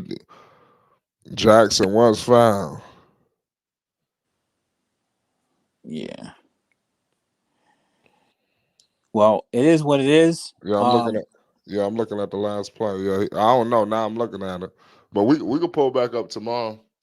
We're gonna get back up. I'm just looking at the plays. But I appreciate you, Quiz. What you got going on for tomorrow? Anytime, Flight. Tomorrow's my mom's birthday, so I'm definitely not gonna be online probably. Okay. But well, listen, happy holidays to you and your family. Also, like I said, everybody else, I want to thank all y'all who tuned in. This was an unbelievable show. The energy was electric. I just want to point that out. I definitely want to do this again with y'all again. It's Flight Sports TV. Shout out Quiz. Salute to Nico. Shout out Phonics. Shout out everybody who graced the panel today. Uncle Vern, Purple Baby. Everybody. Shout out to All Access Dex. Shout out Dex. Shout out everybody that's rocking with Flight Sports. I want to thank y'all. We're going to get up out of here. You already know what it is. It's Flight Sports TV. Hit that like button and most definitely hit that subscribe button. Flight Sports TV, man. That's my dude. I rolls with him. You heard what the man said. It's Flight Sports TV.